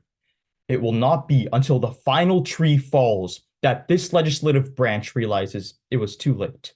Climate change won't stop until we make a change. Act on your inaction. Pass this bill. Now, everyone from Senator Casey on the negation has predicated their arguments around losing our footing when it comes to renewable energy. I want to spend my next 3 minutes proving the opposite. Let's start by understanding that today's legislation allows for better innovation in clean energy. Now, Senator A. Rye on my side couldn't prove this. I want to pick up where he left off. According to the U.S. Treasury in June of 2024, government oversight of projects are seen as a more reliable long-term investment avenue for private investors for 2 key reasons. 1, unlike private operations, government projects aren't trying to push a product out as fast as possible to compete in the market. Senator Casey and Jackson think this is a bad thing, but that's where we turn to the second reason. Because second, it allows for more thorough project management, construction, safety standards, and overall quality management. It's why the Project Management Institute in June of 2022 found that government projects have a success rate upwards of 75% compared to private operations with a measly success rate of 10%. Senator Casey, investors aren't looking for the projects that take 3 years to finish and then last 2 years. They're willing to wait the time if it leads to better ROI in the long run. It's why Eric Nostrand, The Secretary for Economic Policy in June of 2023 concludes that for every 7% of government funding put towards government projects, private investors fund almost 20%. Why is this so important? Well, the National Bureau of Economic Research in 2017 wrote that just a 3% increase in private investment in government projects boosts research and development by 10%. That's because you're right, Senator Casey and Jackson. The private sector has the best technology when it comes to green energy, but they'll still be on our side. The only difference is we'll be calling the shots. But no one on my side gave you a timeline. According to Clean Technica, with this new investment, we can reduce the transition time to clean energy by a whopping 5 years. Flip every negation argument to my side. Senator Ostheimer, a study by the Green Portfolio found that with a span of 7 years, renewable energy has a return on investment of 197%. Use this money to compensate the companies. Senator Khetan, when we have more money, we can afford to pay our employees without laying them off and afford to keep prices low. Senator Casey and Jackson, it's not like we have to debate another bill to institute renewable energy in these companies. All we have to do is fund the existing initiatives just a little bit more. Don't let CO2 become the CEO of the US. Pass. Thank you, Senator, for that speech of 3 minutes and 3 seconds. I repeat, 3 minutes and 3 seconds. I call on 2 blocks questioners. Questioners, please rise. That will go to Senator Hassanali. Hey, Senator. Hi. So keep in mind that I'm on your side, but I'm a little confused. Considering that red tape and government bureaucracy has historically slowed government projects, what is the link to increasing the speed we move to renewable energy? You have to understand, we're not starting from scratch, right? These companies already have renewable energy initiatives. The thing is, these projects have a 10% success rate. Wait, but Senator, that's not true. It's true. These companies are actively opposing the move to renewable energy. I gave you a statistic that said private projects have a success Senator rate. Ostheimer. Hi there. Effective management of nationalized energy can only happen if we actually nationalize energy. Without that happening, none of these impacts happen. Look, like 1952's Truman thing is just completely false. I mean, I looked at it myself. Like every single site, even Wikipedia says that the reason why it was struck down is because of the president didn't have the authority to do so. Like, I don't know what to say here. If Congress wants to seize my house for government purposes, can they do it without giving me due things in the past we can do again, Senator Ostheimer. We've done in the past. Thank you, Senators. You may be seated. Seeing as that was a speech in the affirmation, I call on any and all speakers in the negation. Please rise. Once again, any and all speakers in the negation. Please rise. The chair does highly frown upon a one-sided debate, but we are going to break cycle. Any and all speakers in the affirmation, please rise. Representative Zhou, you have the floor. Hi, everyone. I'm Representative Zhou. Happy to be ending this debate. I will not waste any of your time, so I'll take any indication if you are not ready, but if not, I will begin. Good. Okay. 7 months ago, a food delivery driver told the New York Times that he had to travel on horse in order to avoid high gas prices. No American should be forced to turn back the clock and rely on centuries-old transportation just to make ends meet.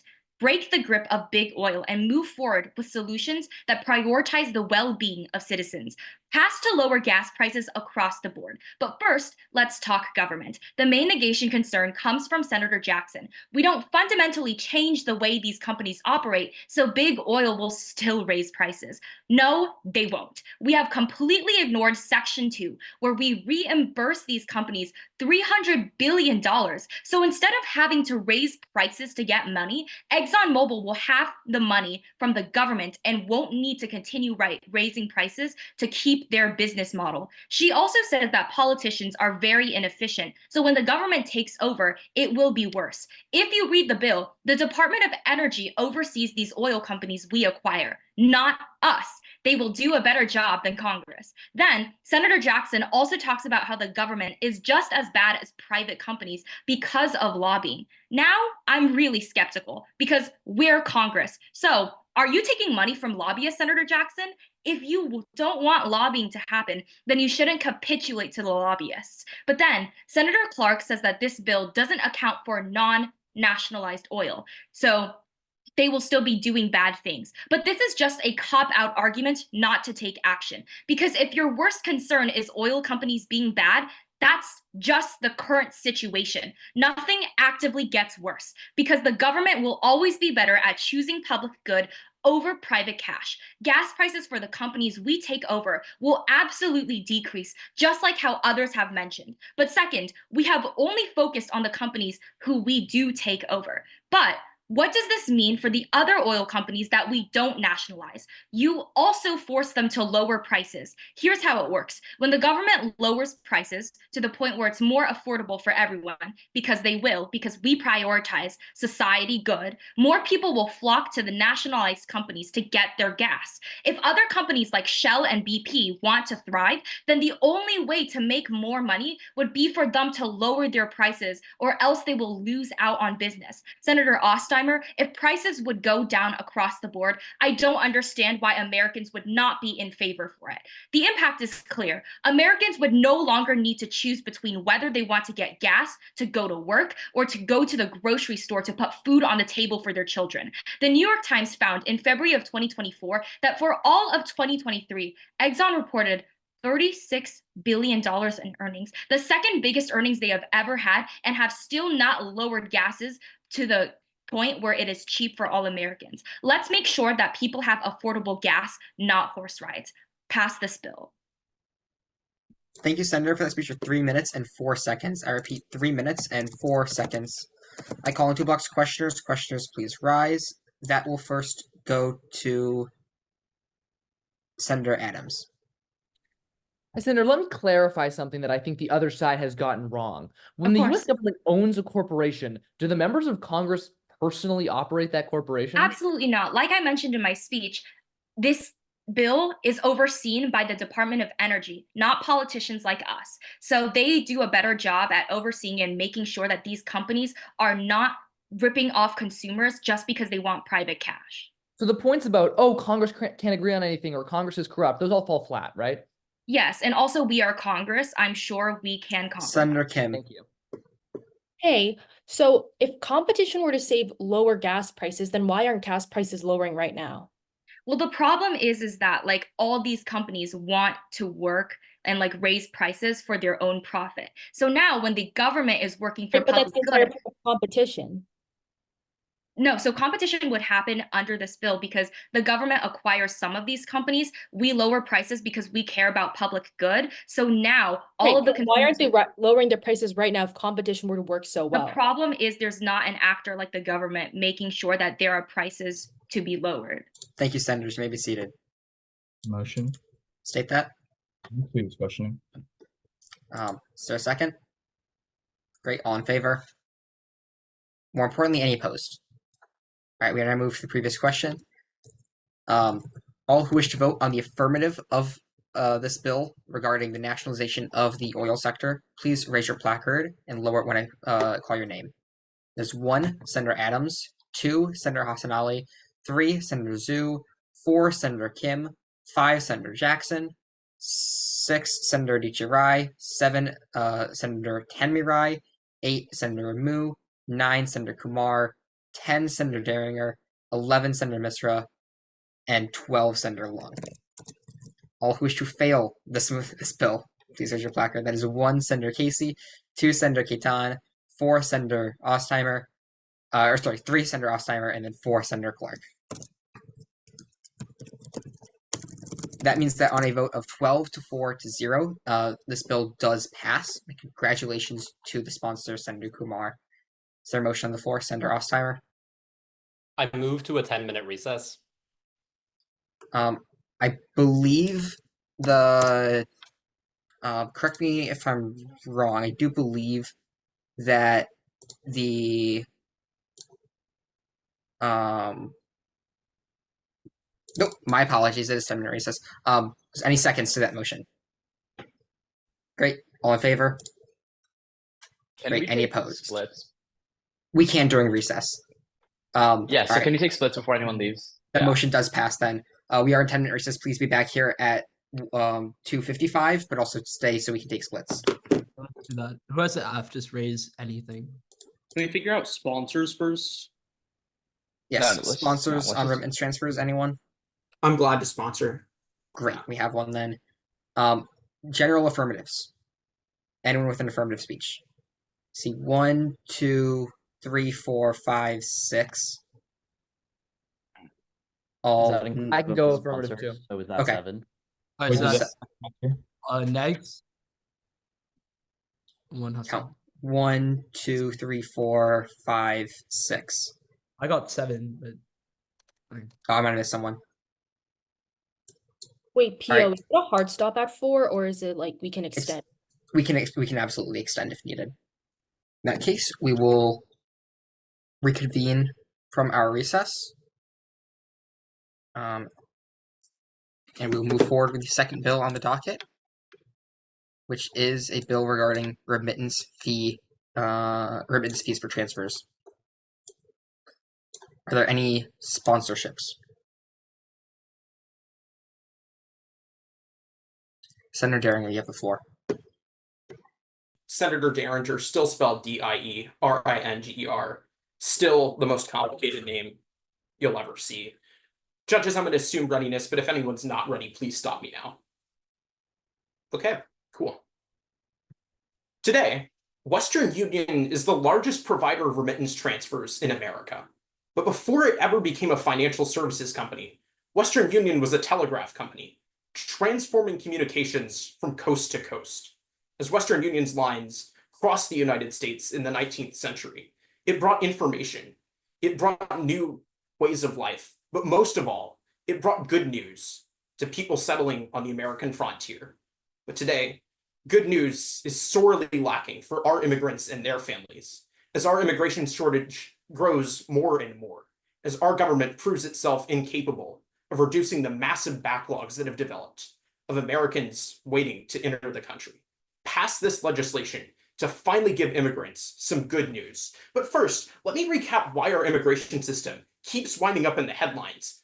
Because it's objectively terrible. The International Rescue Commission writes on June 3rd of this year that right now we have 2 million pending asylum cases, taking an average of 3 years to be resolved. And the DHS is the main culprit. The Department of Homeland Security is so grossly underfunded that it simply doesn't have the manpower or the basic income to process the sheer number of immigration and asylum applications it receives. Take it from the DHS itself on February 24th of this year, which writes that they're $18 billion short of cash, making them so understaffed that they're having to reallocate asylum officers just to conduct frontline border security jobs, which is only making our chronic backlogs worse.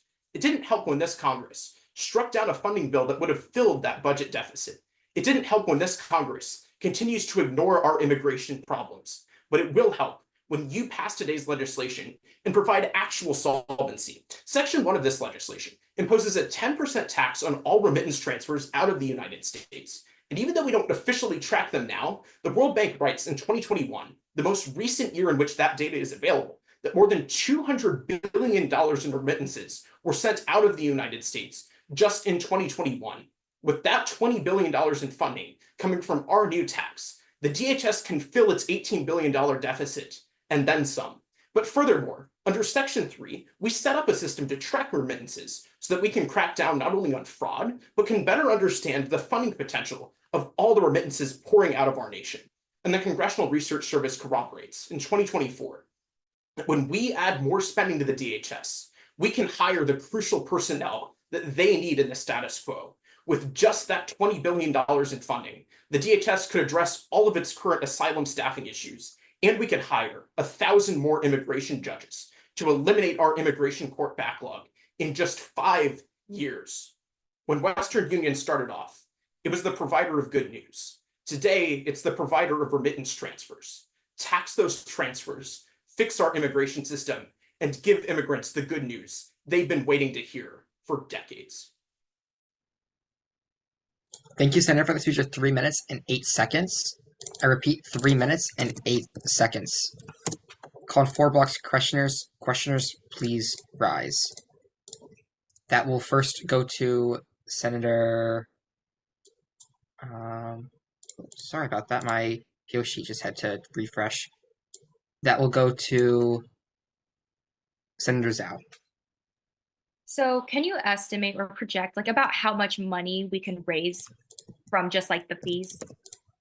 I just told you we can raise $20 billion a year because remittances are about $200 Okay. billion a year. Would that fix the backlog problem?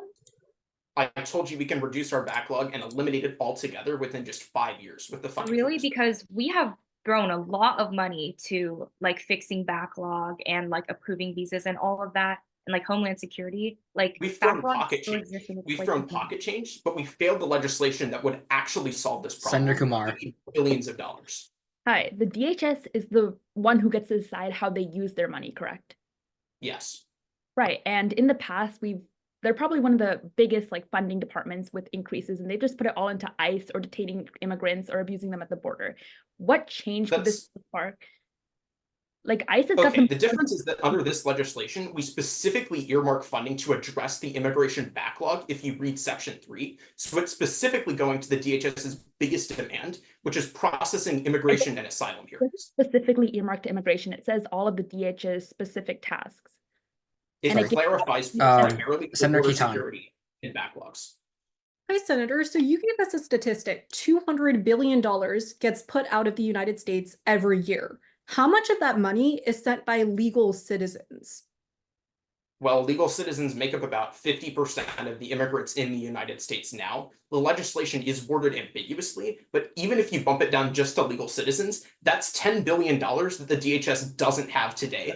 $10 billion for progress. So legal residents, permanent residents, and green card holders hold the majority of these remittances. Senator Dieringer. United States. Hey, if you're now taxing the remittances that people are trying to send back to their families to like put food on the table, doesn't that make it harder for them to send bigger sums of remittances that can help their families? It's a 10% tax, but what I'm going to clarify is that people still want to migrate to the United States. Remittances aren't meant as a permanent gesture. People still Yeah, but ultimately want to come remittances to the allow United them to States. help The provide question for their is, families back home, right? it's a tax, but they still get to send most money. We're better prepared for when people do make the leap to come here. Why can't we take that money from somewhere else Thank you, without hurting Senators. our You may be immigrants? seated. We could, but we haven't. Seeing I as thank that was the a chair. speech, sure, thanks to you. Seeing as that was a speech in the affirmation, I call on any and all speakers in the negation. Speakers, please rise. Any and all speakers in the negation, please rise at this time. I'll call one last time for any and all speakers in the negation before I have to break cycle. Motion. State that. Move for a 1 minute in-house recess. Is there a second? Great. All in favor? More importantly, any opposed? We are now in recess for 1 minute. This was neg heavy, so who's I on was the under the neg? yeah, this was neg heavy. I would have. Even if you're not ready to speak now, Fair who's neg. on the neg at all? I was told it was neg heavy. Yeah. Are any of you ready to? Could you possibly step up and give a speech? Like, honestly, I'm prepared to speak, but I just gave the 1 neg on the last bill, so I don't want to speak early twice. Ideally, somebody else would be able to. I Oh, can thank you so go much, with you. Senator Khetan. I can go. I can give this speech. Okay, great. There's like 25 seconds left in the recess, so I want to end it early. Out of curiosity, Fiona, I knew that you were planning to leave early, so were you planning to speak early on this bill? Yeah. What side? Neg. I can load you go in like 2 minutes, but like if Senator Khetan can go, that's fine. Like I don't need to go now. Like I leave in like If you 40 want to go, you're more than welcome to go. It's fine. Like just for the sake of like the round going right now, you can go right now. Like since you're registered. I'm not leaving until like 40 minutes later. So Cool. Recess has elapsed. So we're back in session. It's, Judge Hamilton, are you like actually gone, or was that a joke? Just to clarify. Cool. Figured. Just wanted to double check. All speakers in the negation, please stand. Senator Khetan. Hi, judges and everybody watching. This is Senator Khetan, spelled Khetan, speaking a little earlier than expected, but happy to keep the debate going. I'm going to take silence as an indication, so I'll wait a few seconds. Also, to my PO, is it okay if I time myself on airplane mode?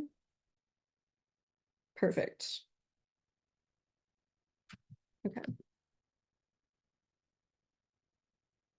What would my life have looked like a century ago? I wouldn't be standing in this Congress, and I likely wouldn't be speaking out about issues like our climate, workers' rights, and more. And I definitely would not be able to consider myself an independent person. But here I am, standing before all of you. Don't turn the clock back to a time when this Congress criminalized immigrants. Fail this piece of legislation. Principally, unigate, because instead of strengthening our immigration system, when you affirm, you do everything to exacerbate an already increasing immigration to the United States.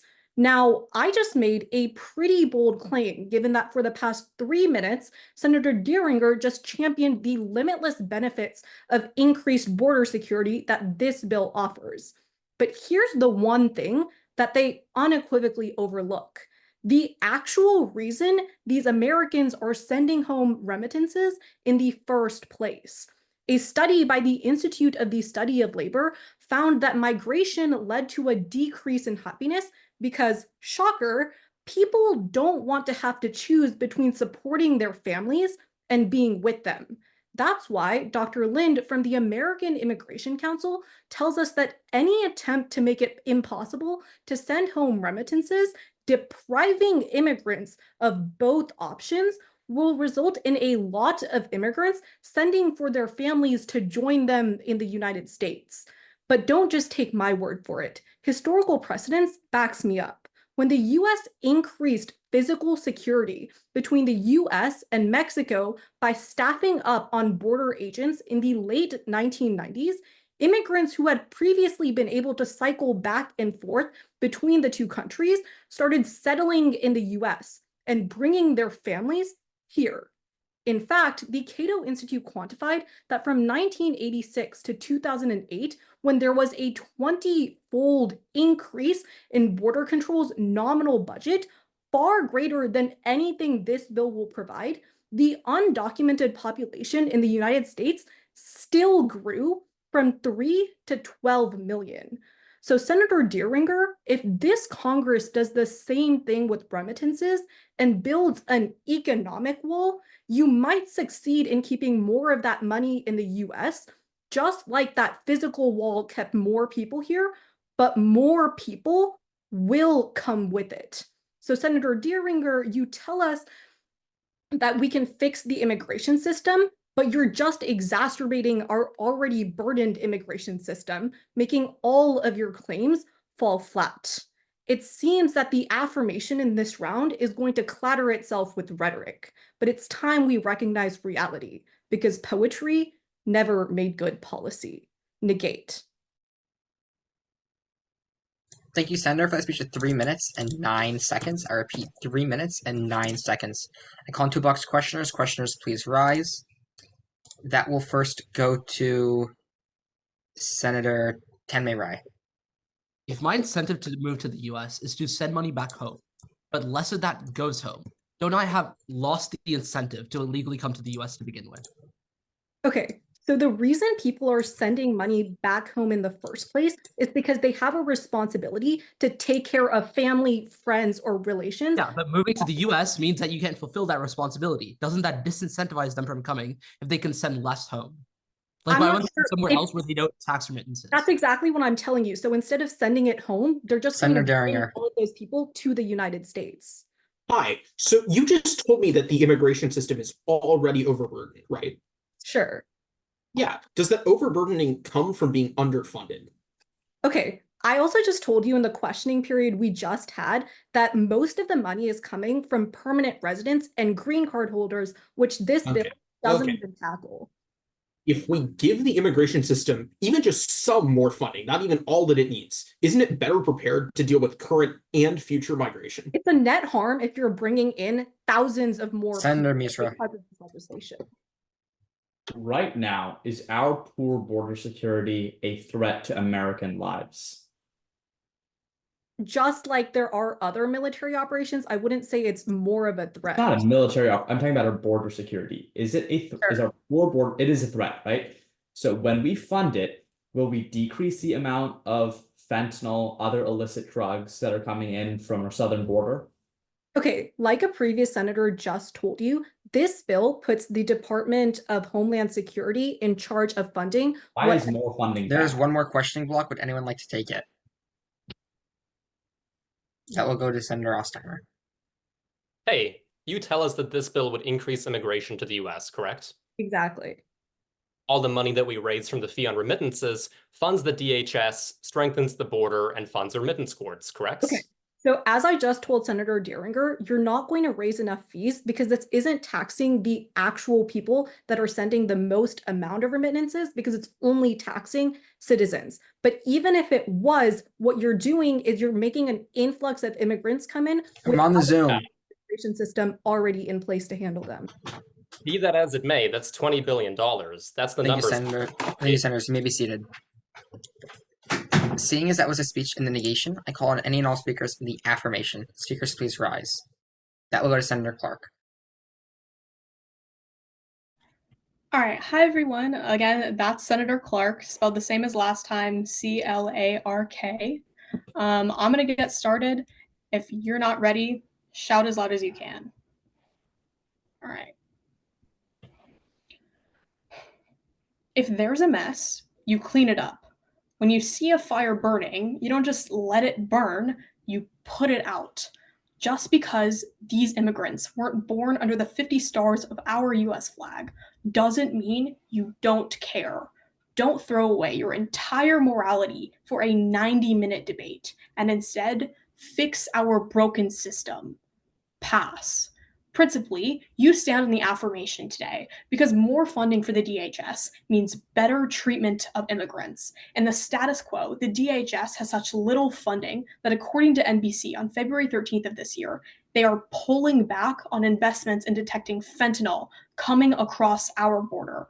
Our sponsor, Senator Dieringer, already told us about backlog, but here's the fatal impact of that backlog that he must have forgotten to mention. And that's that more drugs come through the border, and it makes it even easier for migrants to be taken advantage of. The reason we know this happens if you fail is because it's happened before in Europe.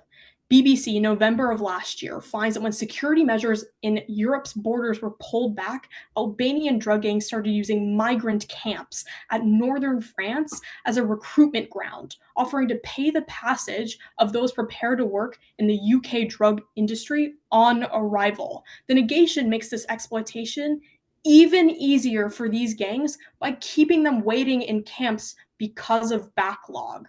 However, in the affirmations world, we finally get to the root of this problem.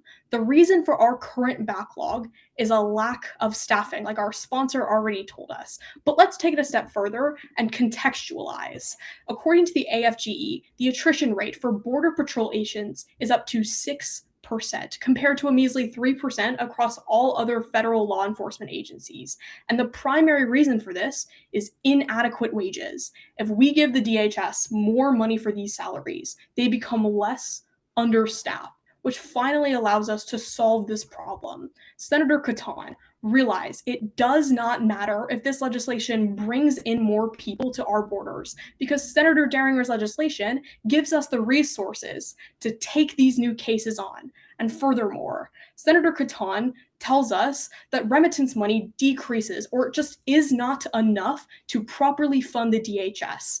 But as Representative Ostheimer told us in questioning, $20 billion is still enough funding to create change. But don't just take it from me. Take it from an interview with the head of Customs and Border Patrol's agency, Troy Miller, who tells us that Border Patrol is having to respond to smugglers pushing to the border, and they're intentionally aimed at overwhelming our agents. And without more funding, in just a couple of weeks, Border Patrol is expected to only be able to handle half of these incidences.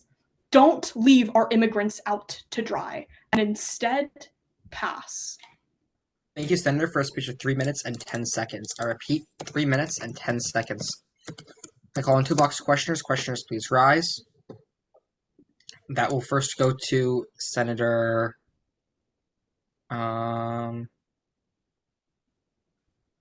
Sorry, there's a lot of you out here.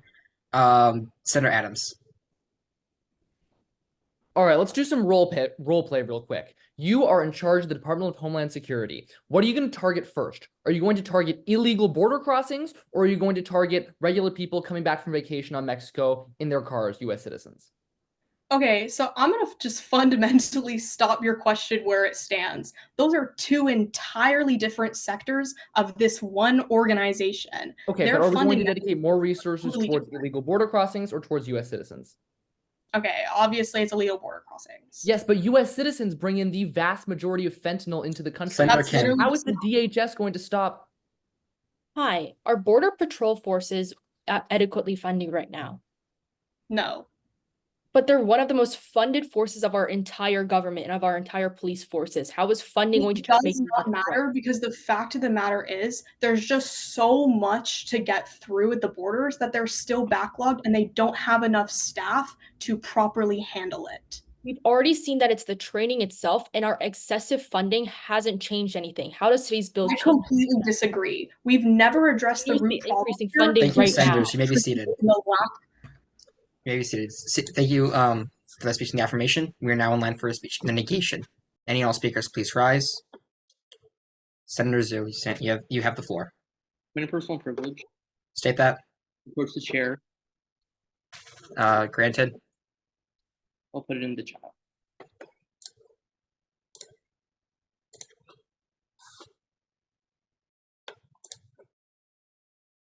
Okay. Well, while the team is looking over that, I'll review this with the parliamentarian during the coming speech. Senator Zhou, you still have the floor.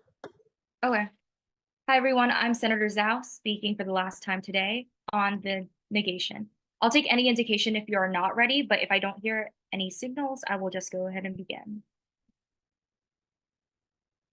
The concept of citizenship, as we know it, dates all the way back to the Ottoman Empire in the 15th century. The government issued documents known as safe names that gave travelers permission to move around the empire to work and support their families. While names were once keys to open doors, they are now leaving immigrants stranded at the gates of opportunity. Fail because this bill would lock those doors up for good. First, fail this bill because it makes it harder for families to financially survive. Senator Khetan already tells us that remittances are sent back to families who need the money to live. But let's also talk about what happens after enough money has been sent back. A lot of the time, these immigrants intend on returning to their home countries to reunite with their family. This bill would only prolong the time that immigrants who want to be back with their families have to wait, because when we impose a 10% tax on any remittance sent from the US, we would be taking more money away from these immigrants who send that money to their families. The World Bank finds in March of 2017 that this would be actively worse than the current situation, where current remittance fees can vary depending on where you are in the US. But most fees are lower than the 10% tax that this bill would require. For example, Oklahoma tax remittances at the rate of $5 for the first $500 you send, and then they would only tax you 1% thereafter. But now, immigrants would have to work even longer in the US in order to send back a sufficient amount of money home. Today, we build bridges. We build barriers instead of bridges. Today, let's not make sure that we continue separating families who want to be reunited. Fail. But second, negate this bill to stop empowering Homeland Security from abusing immigrants. Senator Dieringer says that this bill is good because we can use the fees that we get to fix backlog. Of course, that's a great idea, but it's not like all of the money today will be going to fix that problem. Section 3 gives it all to the Homeland Security. That it mentions that money can go towards fixing backlog, but it also talks about border security. But knowing agencies like ICE and Border Protection, they would only use that money to put immigrants in a horrendous situation. The White House found in March of 2024 that the budget that the Biden administration has sent ICE includes a 7% increase base budget for U.S. Customs, Border Protection, and ICE. But the result has still remained the same. Undocumented immigrants are being separated from their families, detained in unsanitary facilities, and much more, like death. Senator Clark, says that the funding will solve it all because the problem is that ICE and Homeland Security is underfunded. No, the very point of ICE and border protection is to detain undocumented immigrants, separate them from their families, instead of making them thrive and having an opportunity in the US. We should not treat them as such. And also, the AF talks a lot about like border security and protection. Yes, but that's just a fraction of the immigrants who genuinely want to have a life in the US. For all those reasons, fail. Thank you, Senator, for a speech of 3 minutes and 10 seconds. I repeat, 3 minutes and 10 seconds. I call toolbox questioners. Questioners, please rise. That will first go to Senator Tammy. What does line 15 of this bill say? What does line 15? Yeah. Oh, it doesn't. Oh, okay. It says we would address court backlog, but it also says is not limited to border security as well. Okay. What does court backlog mean? Does that mean we unite families or separate them?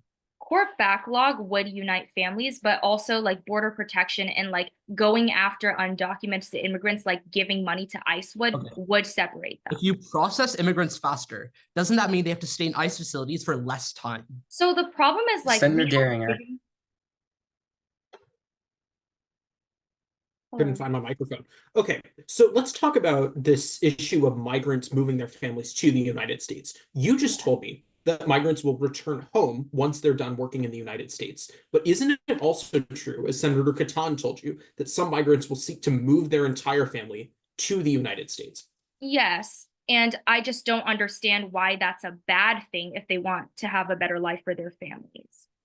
It's not. But if we need more people to be admitted to the United States to rejoin their families, don't we need a more robust immigration system with lower backlogs? So why does that have seated? Before we begin on the next cycle of debate, the amendment that was proposed has been ruled as germane, so I will entertain a motion to amend if there is one. Senator Casey? I move to amend. That requires a 1/3 second. All who second that motion, please raise your placard. 1, 2, 3, 4, 5, 6, 7. That is more than 6. We are now in line for debate on the proposed amendment, which has been put in the chat if anyone would like to read it. It would change the line border security and addressing court backlog in lines 14 and 15 to, quote, an increase in maintenance of pre-existing security infrastructure, an increase in border security training, and increase in federal judge salaries to decrease backlog. A biannual audit will be conducted by the Department of Homeland Security to ensure that aid is being used effectively. Could you type that into the... Yep.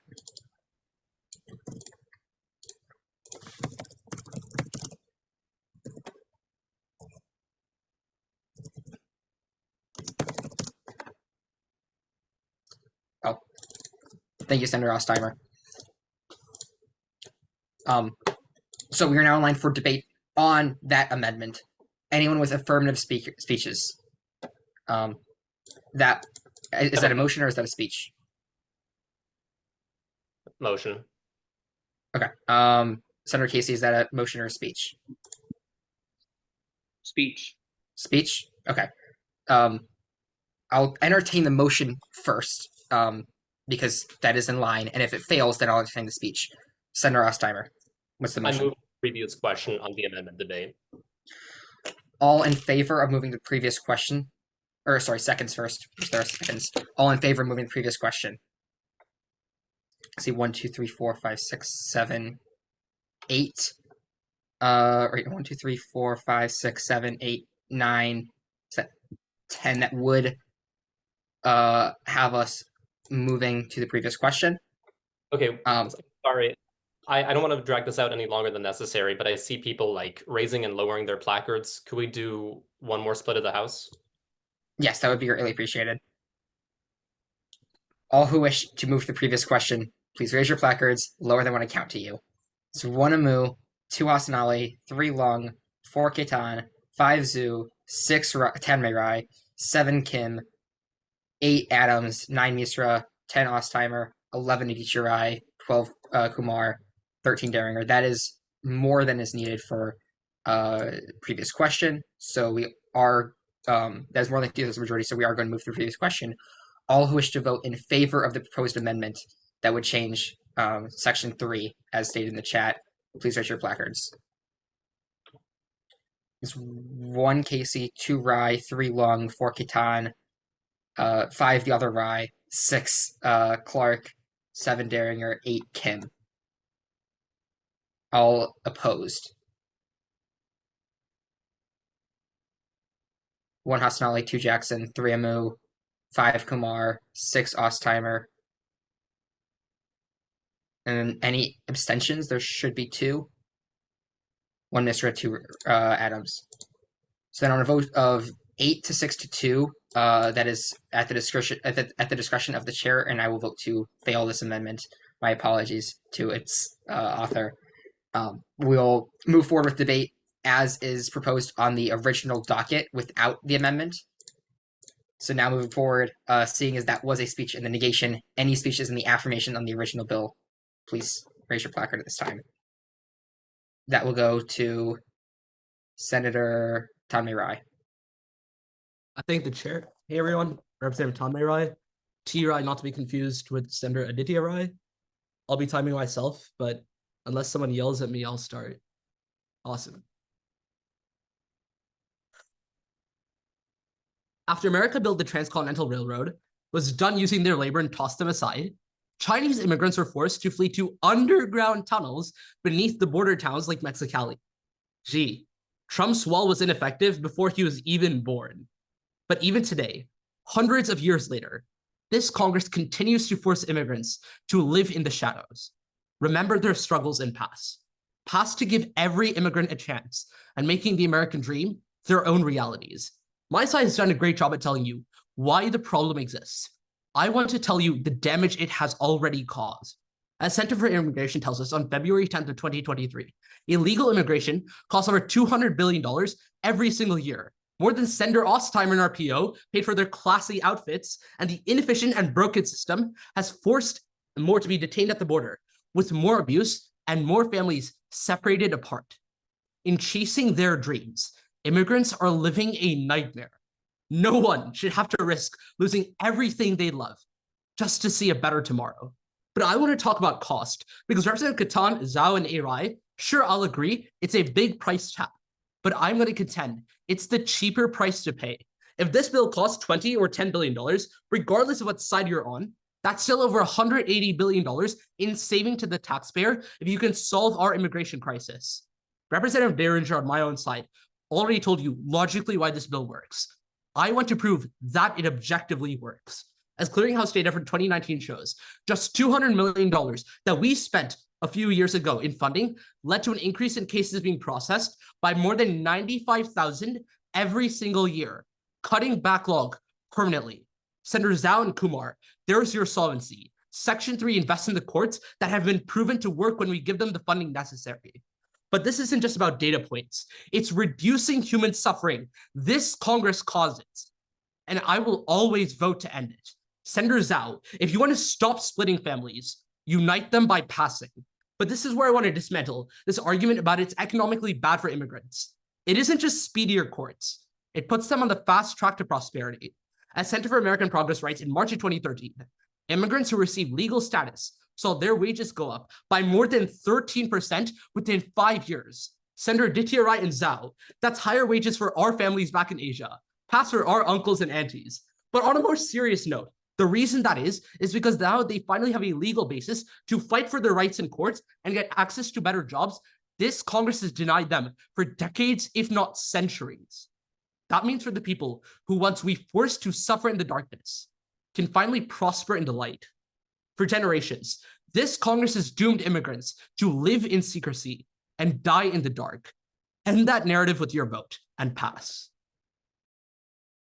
Thank you, Senator, for that speech of 2 minutes and 57 seconds. I repeat, 2 minutes and 57 seconds. We're now in for 2 blocks of questioning. Questioners, please rise. That will first go to Senator Long. Taxing remittances to fund the DHS might save American taxpayers money, but doesn't that make it so families in developing countries can't pay for basic necessities now? I told you that the wages eventually go up, meaning they could send more money home. Wait, so we're just going to take money away in the short term when most of these people are in a developing nation facing political corruption, straight up That's not what a coup I'm saying. sometimes, or You're civil taxing legal wars. citizens. Most of the immigrants who come across are illegal. You're processing them under this building. Right, but that higher doesn't wages mean and more that their money. people back home still don't have Senator Zhou. So fixing backlog is a gradual process. It's going to take years, if not at least a decade. So a lot of these things about gaining citizenship will not be short It's not term. even So in the citizenship. meantime, when you fund Homeland Security, aren't more immigrants being put in a worse situation? Citizenship is not the only legal document that exists. There are work permits, green cards. There are other legal documents besides a U.S. passport. So how are you going to account for like undocumented people? Why not just fund backlog instead of funding? $200 million to process 95,000. Thank you, senators. You may be seated. Seeing as that was a speech in the affirmation, I call on any and all speakers in the negation. Speakers, please rise. That will go to Senator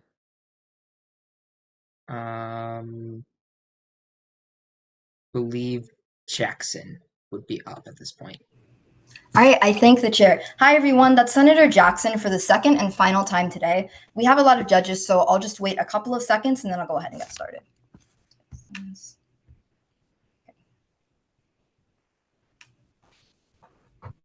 All right, hearing no objections, I'll go ahead and get started. What does it mean to be American? I contend that the answer is not defined by borders and barriers, but values and virtues. To be courageous, brave, chase your dream, chase that American dream, but more importantly, extend it to all those who cannot. I see no better embodiment of those values than the hardworking people who send money home every single month. I'm so happy to protect them by failing. Now, this debate comes down to some really simple weighing. Your sponsor starts you off by saying we can raise $20 billion in revenue. I'll buy it.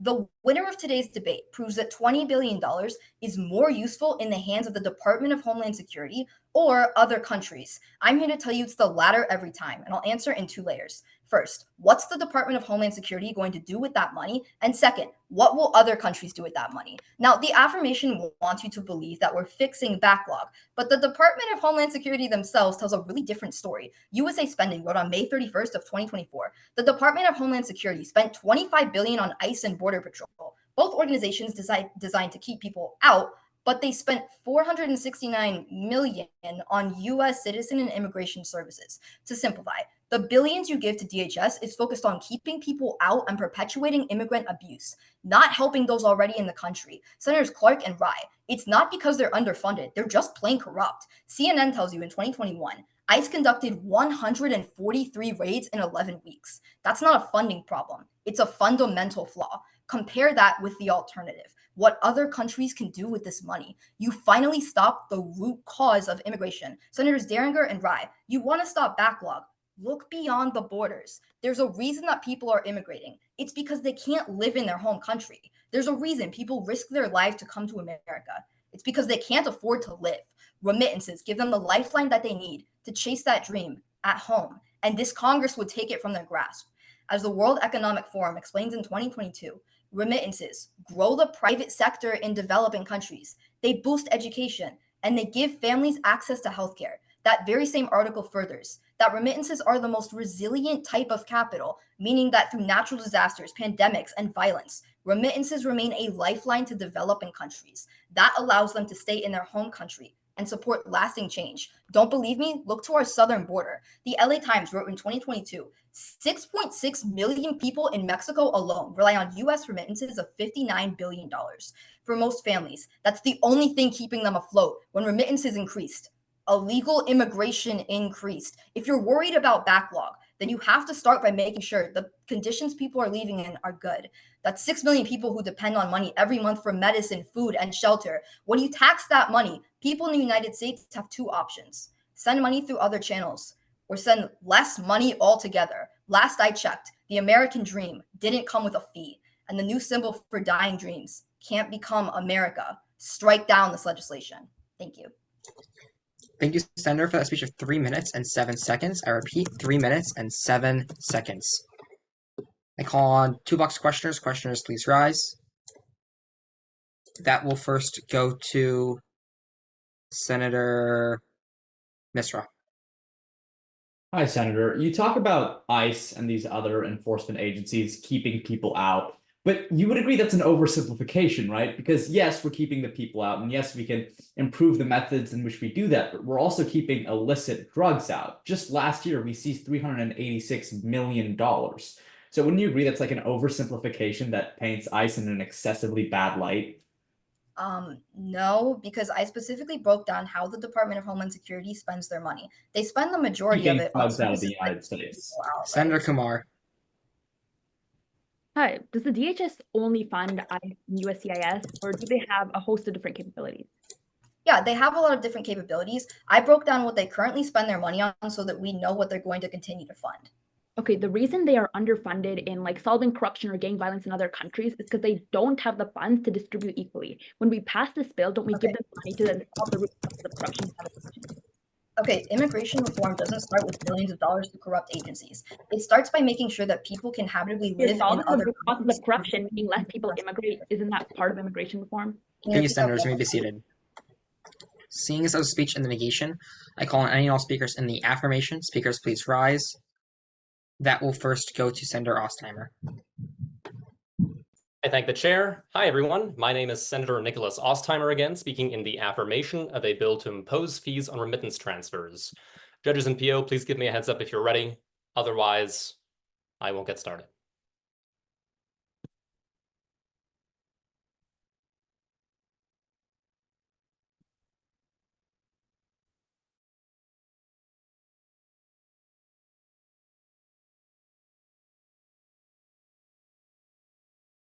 Senator Ostheimer, you're muted. Yeah.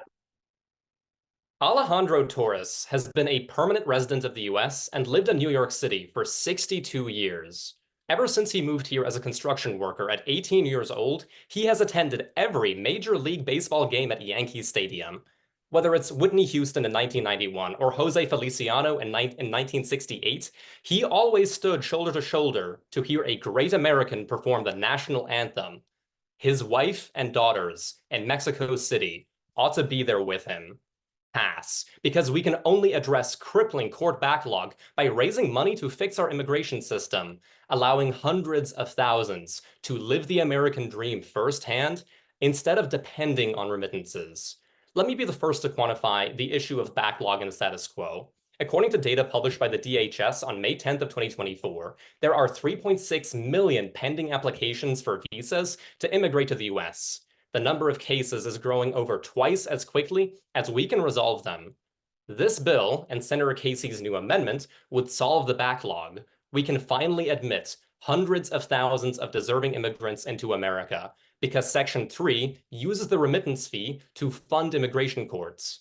Now, Senator Dieringer already told you that this 10% fee remittance would raise at least $20 billion every year. If you pass, that is your blank check to fix any concern the negation brings up today about our immigration system. Judge Dana Marks, the chair of the National Association of Immigration Judges, states in 2023 that hiring at least 300 new judges would be necessary to start processing the backlog. So what's the final price tag of that policy? Well, based on the 2024 budget request from the Executive Office for Immigration Review, just under $500 million.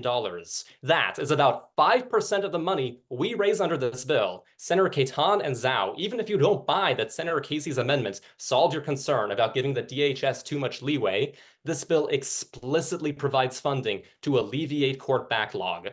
If every immigrant like Alejandro contributed just 50 cents of every $100 they sent home to fixing the court backlog, his family's application, which has been left waiting for over a decade, would finally hit the docket. This bill would make that a reality. But Senators Rye, Zhou, and Jackson are worried that taxing remittances will take away money from breadwinners in America just trying to support their families back home. They're right. These remittances are a lifeline, but principally, the negation world is better. Senator Jackson and the rest of the negation want Alejandro to be able to send money home to his family unimpeded. I want his family to join him in New York unimpeded. The comparative is clear. When Americans stand shoulder to shoulder to join in song for the national anthem, not one deserving immigrant should be left out of the song. Thank you, Senator, for that speech of 3 minutes and 1 second. I repeat, 3 minutes and 1 second. I call on 2 blocks of questioners. Questioners, please rise. That will first go to Senator Hassanali. Thank you. Hi, Senator.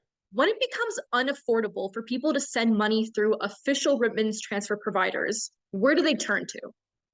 It doesn't become unaffordable if we pass this bill. It's just a 10% fee. No, Senator, you're literally imposing a fee for these low-income migrants that are already struggling. What do you think that does to them?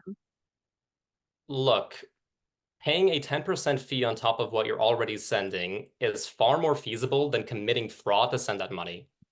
No, they turn to informal providers because they're still sending the money. Senator Khetan. Hi, so I'm a little confused with your entire side. I agree, this country needs immigration reform, but why is the answer targeting immigrants to pay taxes? Only they have to pay.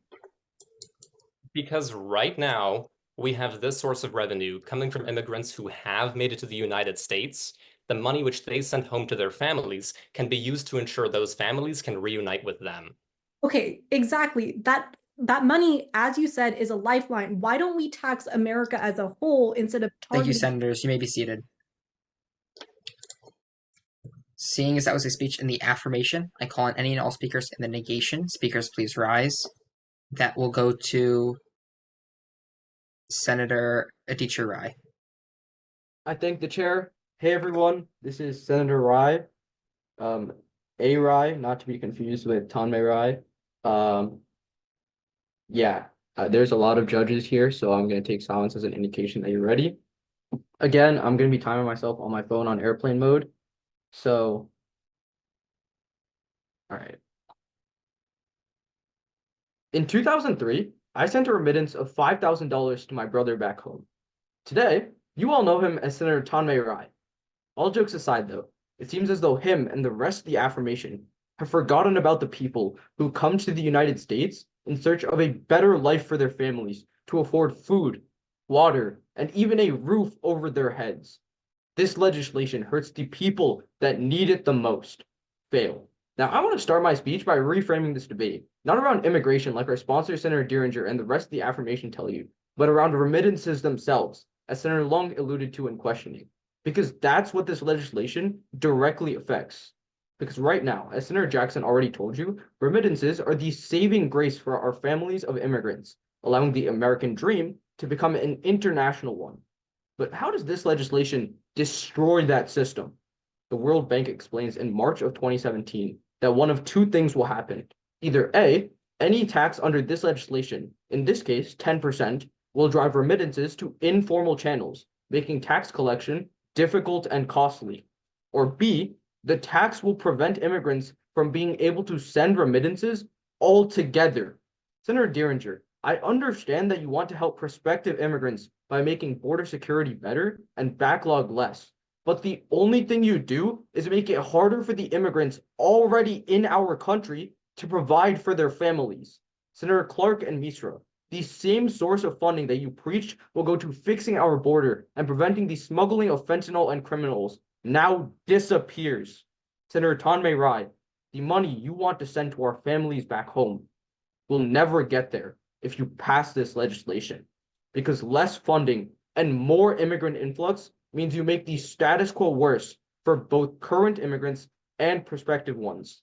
The affirmation fixes nothing, because ultimately, if people can no longer send remittances to their families back home, those same people are now more likely to come to the United States in order to get the money themselves, especially when there's a lot of jobs to offer in the United States. That means when there are less remittances, there are less money made from taxes, not the 20 billion Senator Dieringer tells you, but far less. And now instead, you have more people trying to get into the country and more backlog because people want to make the money themselves in the United States. Not only do you not fix the problem in the status quo, you make it even worse while hurting the people that have done nothing wrong and are just trying to achieve the American dream. Senator Tanmay Rai and I may have made it all the way from our home countries to this Congress, but this legislation punishes all that try to follow in our footsteps. Please stand up for those who cannot stand up for themselves and fail this legislation. Thank you, Senator, for that speech of 2 minutes and 58 seconds. I repeat, 2 minutes and 58 seconds. I call on 2 blocks of questioners. Questioners, please rise. That will first go to Senator Kim. Hi, can you explain to me why they can't afford just like a 10% fee? Like, Yeah, so any amount of taxes would make it harder for these people to send remittances. It's much more but if convenient they though still need to to send send the it through an money for their informal. family to literally live, they It's can much still more send it. It's convenient like for a them to dollar send it amount. through an informal channel where they aren't getting taxed at all. Meaning, and the Why would they affirmations prefer that's an case, there's going to be less money made from taxes why and would they less money prefer going to an border security. informal channel that they're not even sure Because the they don't money's get gonna get taxed. there? They Aren't they get just more gonna money prefer to the send back. 10% fee? Because an informal tax Senator means they Ammu. don't get taxed at all. Hey, how hard is it to send an electronic money transfer through an informal or illegal transfer in the US? I'm sure you could tell me. Passed an Anti-Money Laundering Act in 2020 that cracks down on these informal Okay, channels. right, but people are already doing it in the status quo. If anything, that gets even worse when you pass this legislation because people don't want to pay the tax. Why we passed that act to crack down on it. Now tell me, how is it going Yeah, to be? it's been 4 years and people are still doing it. If No, 4 it's not. years has not changed anything, then this legislation certainly will not. Thank you, Senators. You may be seated. Seeing as that was a speech in the negation, I call on any and all speakers in the affirmation. Speakers, please rise. That will go to Senator Ammu. I thank the chair. Hey, everyone, that's Senator Ammu, spelled A-M-M-U, speaking for the last time today on the affirmation. PO, I'm just going to get my timer out. I'm on airplane mode. Yeah. All right. I'll assume everyone's ready. In 1972, under Cesar Chavez's leadership, the Farmers Union adopted a slogan, "We can do it," to combat injustice against Mexican laborers. In 2006, during immigration reform marches, protesters echoed the same sentiment, rallying against unfair immigration laws, chanting, "We can do it." Now, 18 years later, as immigrants toil in their own trauma, can this chamber restore peace to our borders and protection for our immigrants? Si se puede. Yes, we can.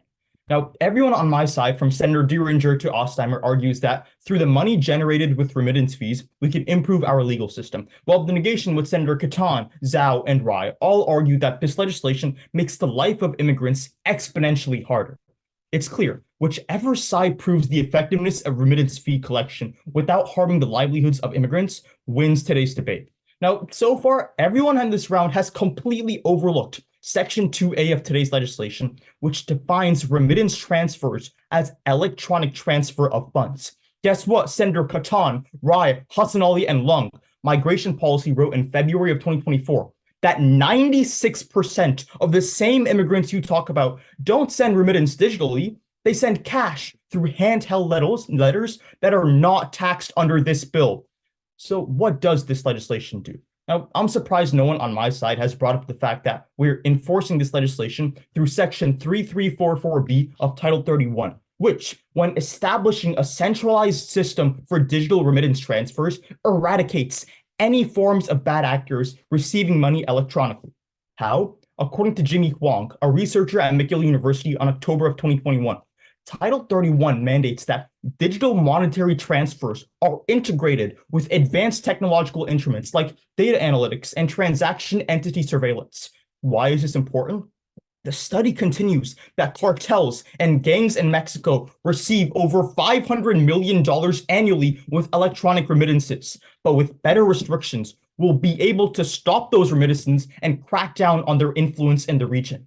But the biggest question my side has failed to answer is what happens to immigration rates. I want to do that. The Kino Border Initiative wrote in 2023 that 88% of the interviewed 17,000 immigrants stated the reason for immigration was to escape crime in the region. Senator Zhou and Jackson, when you dramatically reduce the influence of crime in the region, people would have no reason to run away and flee to the US. They can build a livelihood in their own neighborhood. But there's another benefit. When you reduce the amount of immigrants seeking asylum in the US, Senator Jackson, you alleviate stress off of our immigration court systems. In fact, the US Government Accountability Office wrote that with less immigrants seeking asylum, we can decrease court backlogs up to 45%. The story of prosperity starts with the steps of progress. Don't close any more chapters. Thank you, Senator, for that speech of 3 minutes and 9 seconds. I repeat, 3 minutes and 9 seconds. I call on two box questioners. Questioners, please rise. That will first go to Senator Jackson. Okay, so both me and Senator Rye have told you that when remittances decrease, electronic or not, illegal immigration increases, right? No, I'm telling you, remittances won't decrease because 96% of them won't be taxed. The only ones that... Are you conceding that you raise no money?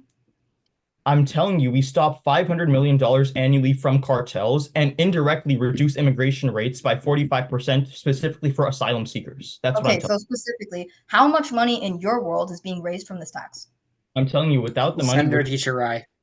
You just told Senator Jackson that only 4% of remittances are actually going to get taxed. How are you using this 4% of taxes to do all of these things that the affirmation wants to do? End of my speech. I gave you two reasons why immigration indirectly decreases. One, when you decrease the presence of cartels in the region, people have no reason to actually immigrate. Okay, even if immigration decreases, how does this legislation fix backlog if it's only 4%? Right, I'm not finished yet. Please let me finish. The second reason is when there's less immigrants seeking asylum, you decrease backlogs off of courts, allowing them to process more cases. Thank you, Senators. You may be seated. Seeing as that was a speech in the affirmation, I call on any and all speakers in the negation. Speakers, please rise. That will go to Senator Hassanali. I thank the chair. Hi, everyone. That's Senator Hassanali. Second time today speaking on the negation. If anyone is not ready, feel free to let me know. All right, we'll get started then.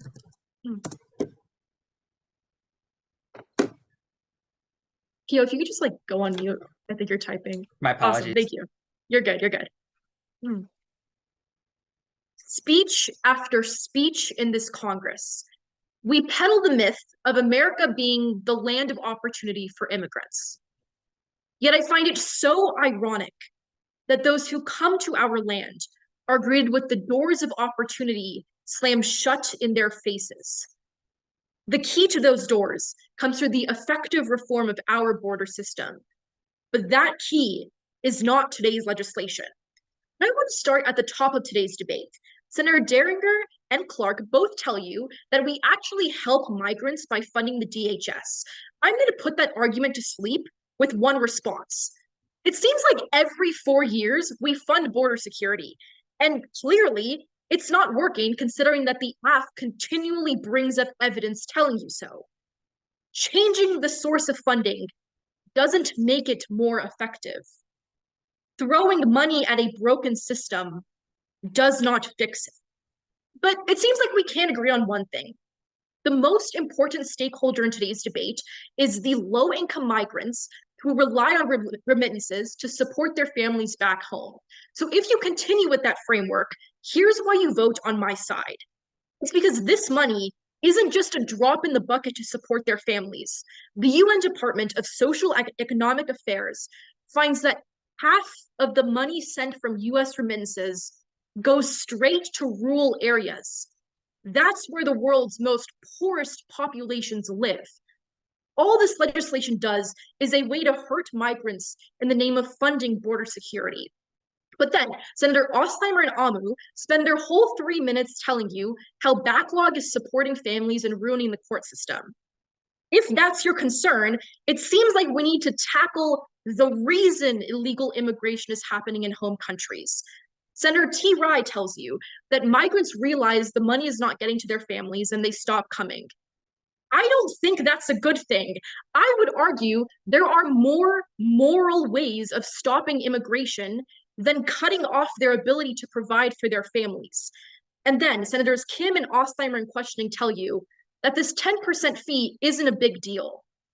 Senators, if I'm a low-income immigrant who is working multiple jobs to send money home, that extra fee is the difference between being homeless or housed, starved or stuffed, and literally coming out of the pandemic dead or alive. Before you cast your vote on this legislation, I want you to remember this. When you go home with your paychecks written by K Street and Wall Street, You don't see the struggle of people trying to provide for their families. As the daughter of immigrants, these hardworking people are the backbone of our country. Protect them with a negation vote. Fail this bill. Thank you, Senator, for that speech of 3 minutes and 5 seconds. I repeat, 3 minutes and 5 seconds. I call on two box questioners. Questioners, please rise. That will first go to Senator Tammy. I want to address Senator. Hi, I want to address this misconception on your side. Who is getting taxed under this bill? Struggling illegal immigrants trying to provide, like you say, or settle legal immigrants like you and me? The people who are sending through these remittance providers are the ones getting the fee. It's legal immigrants, right? If illegal immigrants are predominantly the ones who are suffering, they're not getting taxed. Senator, I trust that you understand that recently moved migrants are some of the poorest populations in our country. But they're the same ones they're who the don't ones have who are going to be legal documents. suffering. Wait, if they don't have legal documents, Senator Kumar. Hi. Hi. Does the Congress have auditing power over the DHS? Yes or no?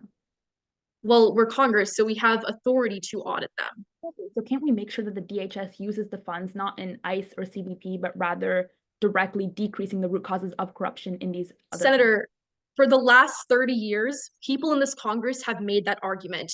It's clear that just changing the source of funding doesn't fix the actual issue itself. The DHS has done significant work to decrease the root causes. It just hasn't been to the magnitude because of the lack of funding. Thank you, Senators. You may be seated. I thank the chair. Chair thanks you. Seeing as our speech in the negation, I call on any all speakers in the affirmation. Speakers, please rise. That will go to Senator Misra. Thank you so much. That's Senator Misra speaking for the final time today. I'll give everyone a second to get ready and I'll start. My parents are immigrants. You know, they came to a new land, they built lives for themselves, and they truly achieved the American dream. Yippee!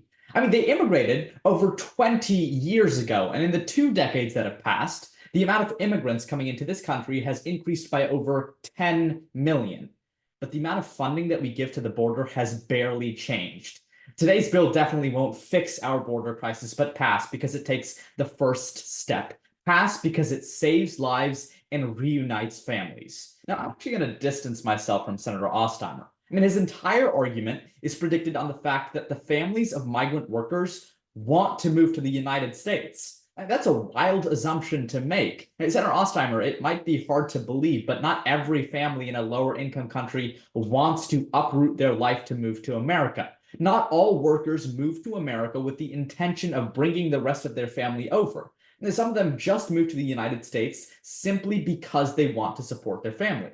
But I'm glad to say you still pass, because if we fail, we put actual American and migrant lives at risk. I mean, Senator Clark tells you about the dangers of fentanyl and other illicit drugs, but it gets worse.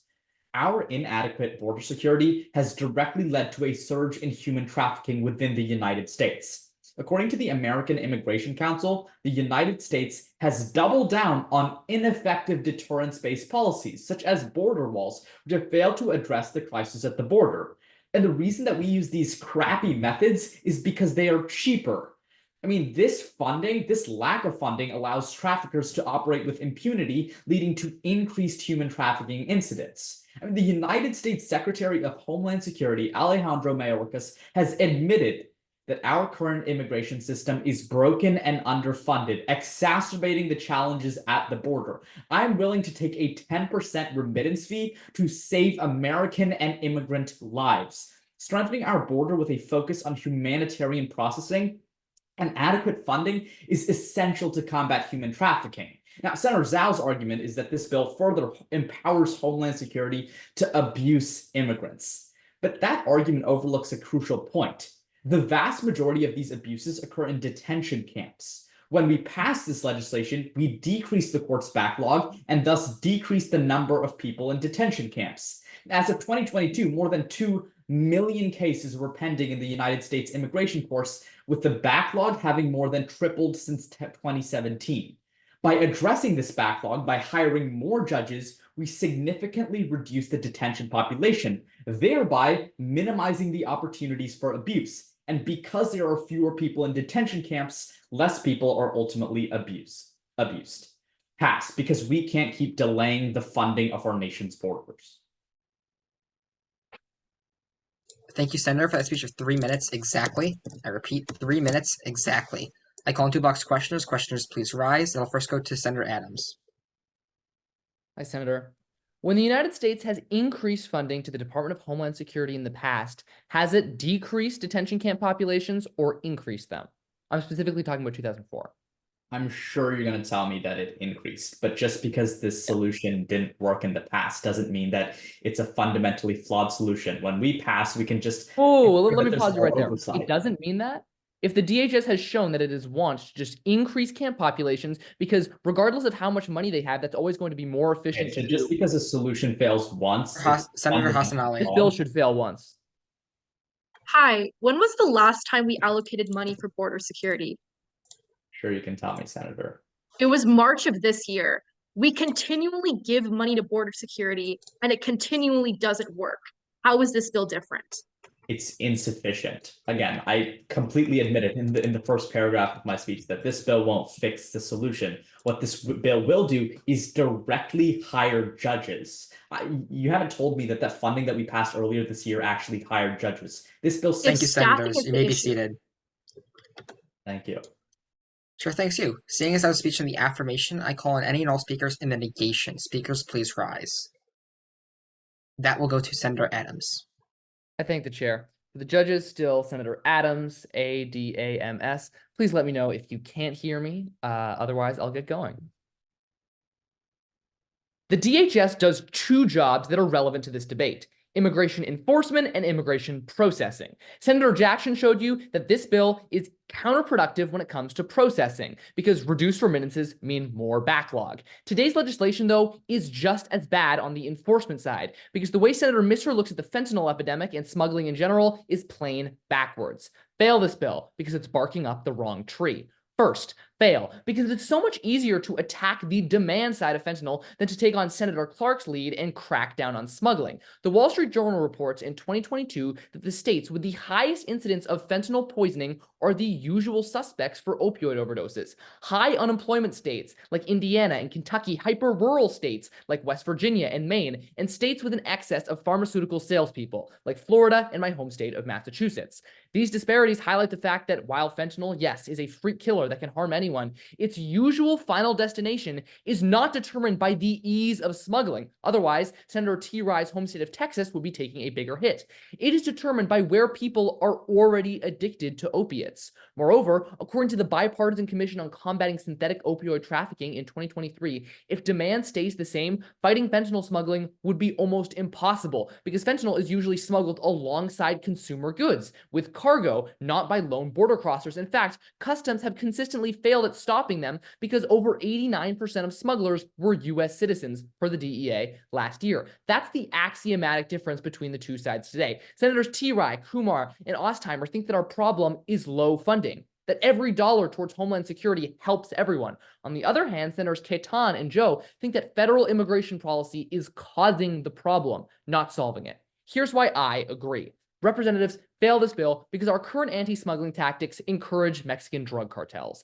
In this bill, we give funding authority to the DHS, not to any of the left-wing immigration law firms that the negation cites for its policy goals. So let's speak in the context of the DHS, not the reforms that maybe I want to implement. Of course, Mayorkas says the DHS needs more money, Senator Misra, because he wants more money. Per its most recent internal report, when DHS funding goes up, the agency spends over 5 times more on law enforcement measures like ICE than on dealing with backlog, and they increase camp populations. And the Center for Immigration Studies tells us this February that cartels thrive on harsh law enforcement in the US because it makes them the only people who can help immigrants at the border and establish fentanyl empires with that very dominance. This Congress shouldn't dedicate a single dollar of funding to the propagation of a strategy that has put us in the trouble that we're in today. Senator Zhou made it clear that the immigration court system is cruel and punitive rather than helpful. So the question remains, what useful services does this bill actually fund? Because if we're keeping up with funding the DHS in the exact same way that we have been in the past, then we are keeping up with a strategy that has brought us nothing but pain. I say fail. Thank you, Senator, for a speech of 3 minutes and 2 minutes, or 3 minutes and 2 seconds. Sorry. Again, that's 3 minutes and 2 seconds. I call on two box questioners. Questioners, please rise. That will first go to Senator Ammu. How do cartels get most of their funding? Like revenue? Selling drugs? No. Like how do they get most of their funding? Like how do they work? Like what's the biggest avenue for them to get money? It's through the electronic remittance transfers that are being used in the U.S. Okay. Yes, I see what you're saying. So your supposition is that this bill would discourage remittance transfers, which A, is bad because most remittance transfers don't go to the cartels, and B, makes a fundamental miscalculation because we fund the cartels even more when we give them people at the southern border. Electronic. Senator Ostheimer. Hi. So the DHS budget grows every year. How much of that money specifically goes towards immigration courts? It's about 3%. Yeah, practically none of it. When we pass this bill, and the very last part of Senator Casey's amendment to the bill provides the funding specifically for immigration courts, don't we solve the fundamental... I would grab my sword and fight alongside you if Senator Casey's amendment passed, but it failed. Okay, even so, the very last sentence of the same No, bill... even so, this bill is funding a failed strategy. It's not a failed strategy, we just haven't spent enough money on it. Thank you, Senators. You may be seated. Seeing as that was a speech in the negation, I call on any and all speakers in the affirmation. Speakers, please rise. That will go to Senator Kim. I thank the chair. For the final time, that's Senator Kim. Just let me know if you're not ready and I'll get started.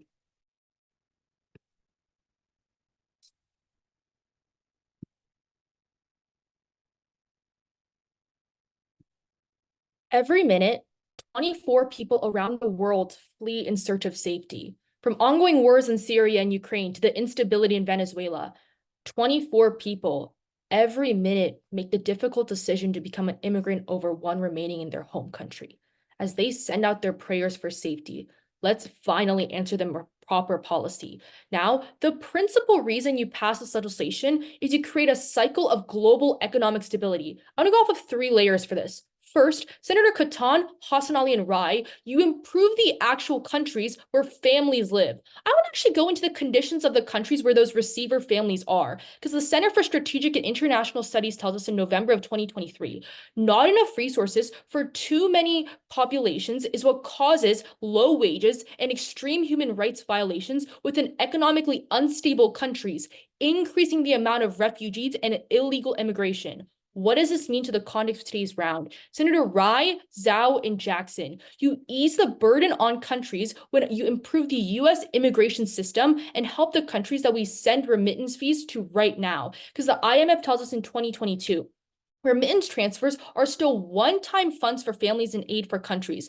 but long-term still leaves families to insecurity and countries to perpetual dependency on the United States. Senator Hassanali, you want to tackle the root issue of illegal immigration. Today's legislation starts that cycle and you make resources easier to get. Today's legislation makes it easier to survive long-term. But second, I want to contextualize that these fees aren't that bad. Here's the thing, already, fees have existed in the past on remittance transfers. The IMF tells us in 2022, fees already existed between countries to exchange, but US banks got rid of them in order to be more competitive for transfers. This legislation doesn't do anything shocking or completely unaffordable. It reenacts the fee that we already had to reinvest into a cycle of security to help the families at home. Senator Rai, you conceded yourself to Senator Ammu. They already use informal transfers in the status quo. It happens in either world when you pass this legislation. But third, if the Department of Security under today's legislation uses any money towards easing the backlog, that's a net benefit when you pass this legislation. Because the U.S. Center for Immigration Services tells us in February of 2024 that when the Department of Homeland Security increased funding and reforms, their overall backlog has reduced by 15% and completed more than 10 million pending cases. But it's not just officer border security that goes down under today's legislation. You make sure you start funding innovation in our military. Because the Washington Post tells us in March of 2023, Congress has worked to allocate a equipment, civil works, and artificial intelligence to help our border security to be less corrupt. And this legislation's funding can also allocate towards that. You create a cycle where you make sure the immigrants' families' homes are better because of the fact that our immigration system improves, easing refugees, because innocent refugees pray to God as US policy preys on them. Reverse that narrative and pass this bill. Thank you, Senator, for that speech of 3 minutes and 9 seconds. I repeat, 3 minutes and 9 seconds. I call into box questioners. Questioners, please rise. That will go to Senator Lung. Hey, we can agree here that the root cause of migration is that people don't like the conditions back home, so they move to a country like the United States. Right. So under this legislation, how do conditions back home improve if we take money away from them? I'm saying already right now, it's because of overpopulation that the conditions are so bad in those countries. When you improve US immigration here and you allow more refugees to come here, you improve those home countries. All right, so this is under the notion that we're only using remittances for things like basic necessities, right? We're using those Senator remittances Khetan. for our immigration system. So you conceded in your speech that in the past, the United States had to get rid of its fees to become more competitive.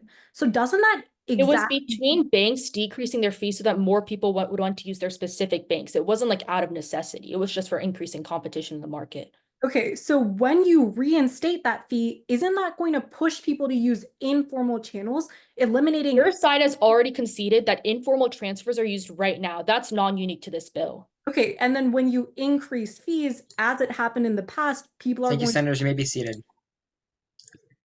Seeing as that was a speech in the affirmation, I call on any and all speakers in the negation. Speakers, please rise. That will go to Senator Lung. Thank you. That's Senator Lung, spelled L-U-N-G, still speaking on the negation. Just give me a second to set up.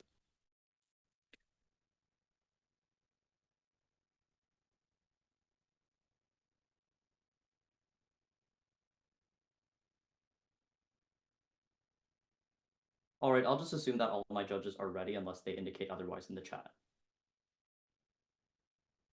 A 2015 study from the Journal of Global Environmental Change found that between 1990 and 2015 alone, the Global South was robbed of $242 trillion worth of resources. That happened in less than 3 decades. Those hundreds of trillions of dollars don't even factor in the 3 centuries of colonialism, imperialism, and slavery. I am morally opposed against continuing that colonial narrative. Reject this legislation.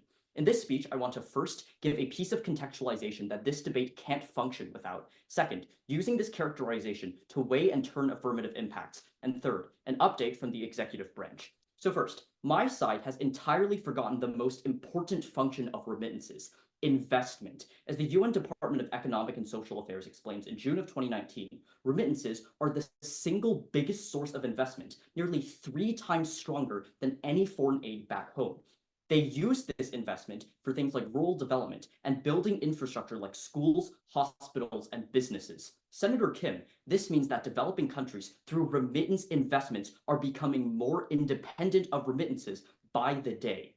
When you pass this legislation, you are robbing these developing nations of their future entirely. So second, let's use this characterization we just got to weigh and turn affirmative impacts. First, let's start with Senator Misra. People will be even more desperate to turn to measures like human traffickers to get into the US because conditions in their home country just got even worse without investment that builds legitimate businesses, hospitals, schools, or jobs. Senator Ammu, let's talk about your digitization argument. Let's say you're right that only things like cartels use digital transfer. They're going to switch after you pass because we start tracking and taxing digital transfers. When they go towards paper, we can't tax or track them anymore as efficiently. They get even more powerful, worsening conditions back home. And Senator Kim and Ostheimer, even more people will migrate. This is the root cause of migration. They're going to move because they don't see the future of their country anymore. They're going to move to the US because the US just stole their entire country's future.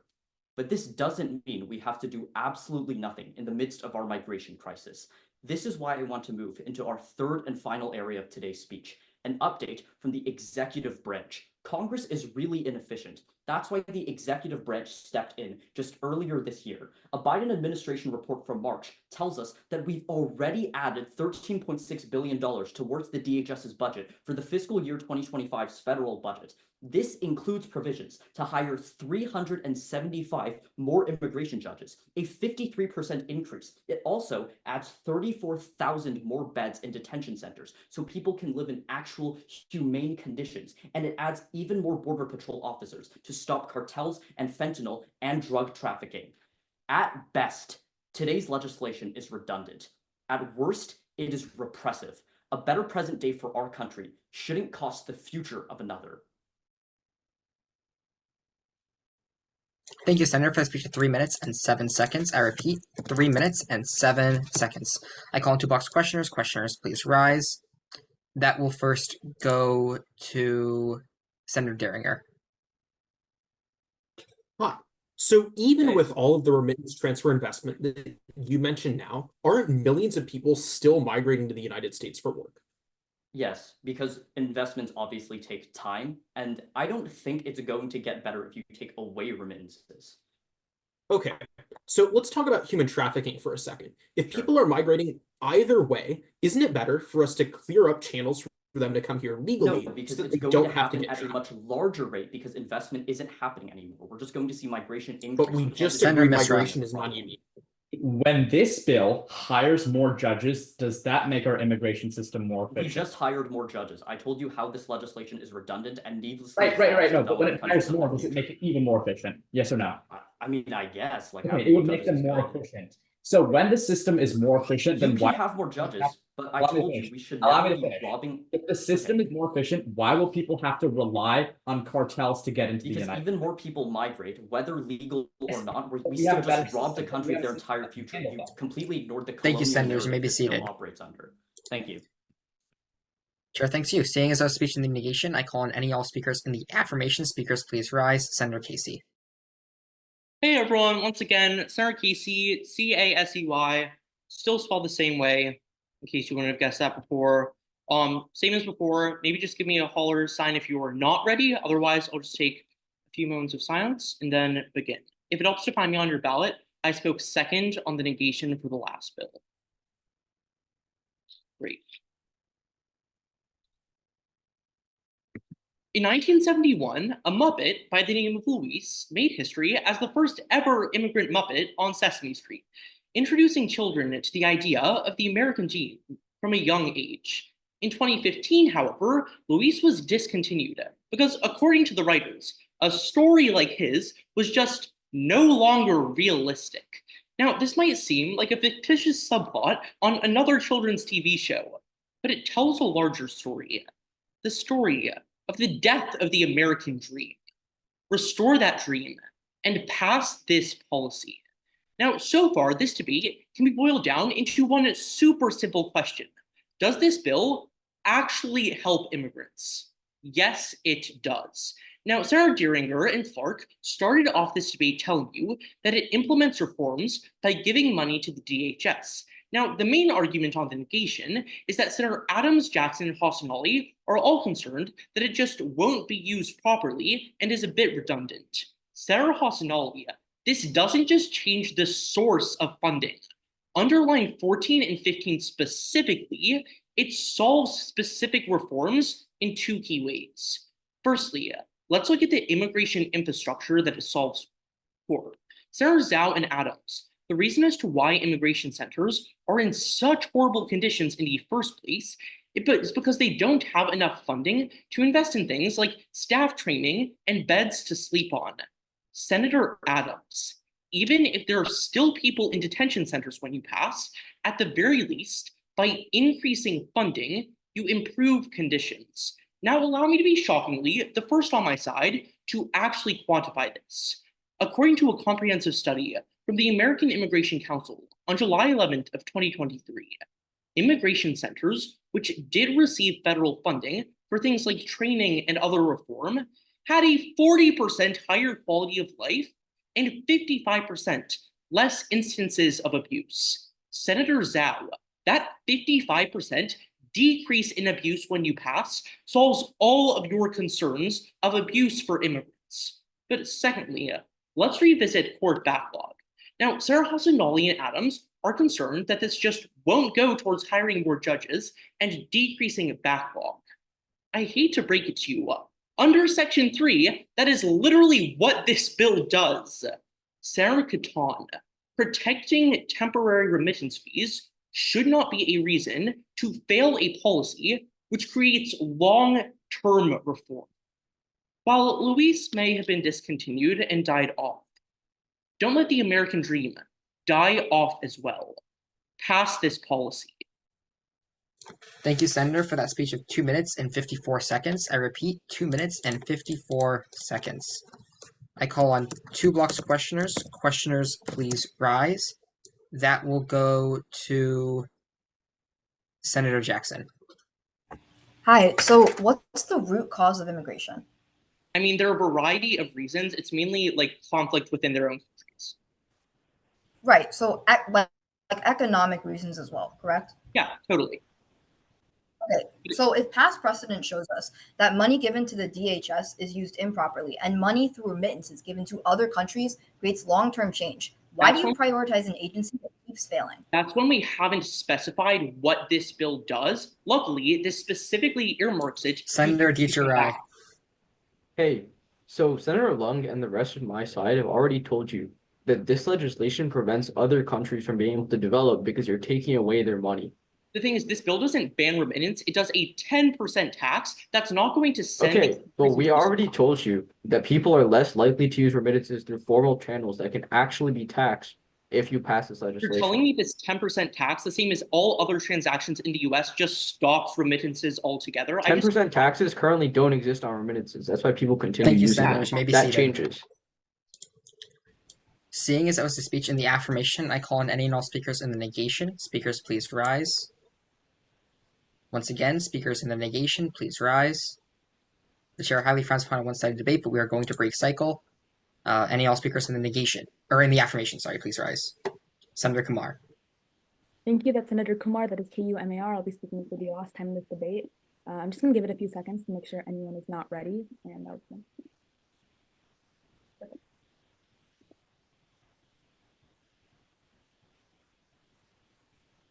Being from India, I understand the challenge of language barriers with their 121 languages. But the biggest language barrier isn't between Grandpa Kumar and me, but between this Congress and their constituents. Because when they say, always prefer people, we hear, always prefer profits. When they seek solutions, we give excuses. Pass. Because no citizen deserves to feel that when speaking to their government, they end up lost in translation. Now, I just want to rewrite this debate. Everyone has been debating who best makes it easier to immigrate in the US, but I argue that the best case scenario is improving life quality in home countries so people don't flee their home in the first place. I'll prove how this bill combats poverty and corruption just to achieve that. But first, I want to differentiate myself from the rest of my side, Senator Dieringer, Clark, and Rye. The DHS helping immigration doesn't only mean processing cases and backlog faster. Rather, the DHS explains in its latest report that a major part of their mission is to decrease corruption and violence in foreign countries, to decrease the cause of immigration at the root. But right now, they lack the financial capacity to do that, because a 2024 government executive article writes that without additional funding, the DHS will cut or even fail to begin secondary operations like poverty alleviation, anti-violence initiatives, and smuggling campaigns. This is the critical link this round has missed. The DHS has every incentive to reduce corruption. Senator Zhou, Jackson, Lung, and Khetan, this bill just gives them the financial capacity to do that. And guess what? If they misuse funds, this Congress has the auditing power over the DHS. We can ensure the right things happens. But what is the impact of reducing corruption? Passing means the DHS combats the violence so people can get the remittances back, helping them escape poverty and stay stable. Because people depend on remittances for basic needs. The Canadian Immigration Board writes that since 2016, in countries like El Salvador, everyone from teachers to judicial workers have had over 30% of the remittance income extorted for them by cartels. Senator Jackson, Khetan, Zhou, you don't need to know hieroglyphics to read the room. The remittances you want in the hands of caretakers are being snatched by the fist of criminals who extort billions of dollars for trafficking and kidnapping, while your side does nothing to protect those funds. Passing decreases violence so people can keep more of the money. But this leads to the second and most important impact of saving lives being taken away from gangs, because Insight Crime writes in 2023, 250,000 lives worldwide have been taken in the hand of gangs in just the past 5 years. When you solve this violence, you mean less people leave, even in the first place. Senator Hassanali and Adams, it doesn't matter how much food is on a child's table if they don't make it home to eat that food. Solving violence and corruption achieves everything. You don't need Google Translate to decipher this is the right answer. Pass. Thank you, Senator, for that speech of 3 minutes and 7 seconds. I repeat, 3 minutes and 7 seconds. I call in 2 blocks of questioners. Questioners, please rise. That will first go to Senator Kim. Hey, I'm on your side, but I'm a little confused. Do gangs have a past precedence of stealing aid in foreign countries? Yep, I said they steal about Yeah, 30. exactly. So when you pass this legislation and let's say the DHS does decide to fund foreign countries, how do we know that aid's actually going to work? I'm not saying the DHS is just going to give corrupt governments aid. I'm saying they'll use on-the-ground programs to combat smuggling, to give more people homes or fight poverty at the root level. But this legislation is funding immigration reform. How does that have to do with and I said that the actual DHS in their latest report, grassroots innovation in other countries? Yeah, their latest report says it includes solving immigration. Senator Tammy. I want to just clarify something for this round. Yeah. Who is being taxed for these remittances? The people in the United States who are then sending remittances to Yeah, it's the legal immigrants, not the illegal ones who need to send money home, right? Sure. So that means illegal families won't see a reduction in the amount of money sent home, and the investment stays the same for legal families, right? Yeah, as my side has told you, these are some of the poorest people in the United States. They don't have infinite money. They can't just ramp up how much money they're sending. No, I'm not saying they're going to ramp up, but illegal immigrants who need the money won't have it taken from them. Thank you, Senators. You may be seated. Senator Adichie, rise that a motion. Yeah, move to previous question. 6 seconds. All in favor? And more importantly, any opposed? Great, we've now moved to the previous question on a bill regarding remittance transfer fees. All who wish to vote in favor of this legislation, please raise your placard and put it down when I point to you, or when I call on your name. I count 1 Casey, 2 Tammy, 3 Ammu, 4 Kim, 5 Clark, 6 Kumar, 7 Dieringer, 8 Ostheimer. All who wish to fail this legislation, please raise your placard and put it down when I point, or when I count your name. I count 1 Hassanali, 2 Rye, 3 Jackson, 4 Lung.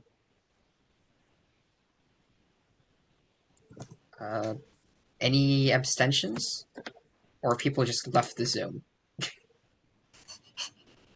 I think Senator Adams and Zhou are 2 abstentions because they Okay. left. We're still missing then 2 speeches, or 2 people. 1, 2, 3, 4, 5. We're also missing Arnav, so it's just 1. Okay. Let me just count people in this Zoom. 1, 2, 3, 4, 5, 6, 7, 8, 9, 10, 11. I believe Sir Khetan was booted out of it, but just rejoined. Yeah, Okay. I'm sorry, my Wi-Fi cut out.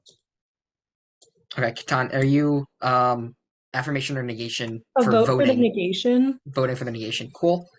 And then we counted those 3 abstentions, so that'll put it on a vote of 5 to 8 to 3. I will be the tie-breaking vote, and I will pass this legislation. Congratulations to the author, or to the sponsor, Senator Dieringer. Is there a motion? Senator Lung. I move to adjourn. Seconds? Great, all in favor?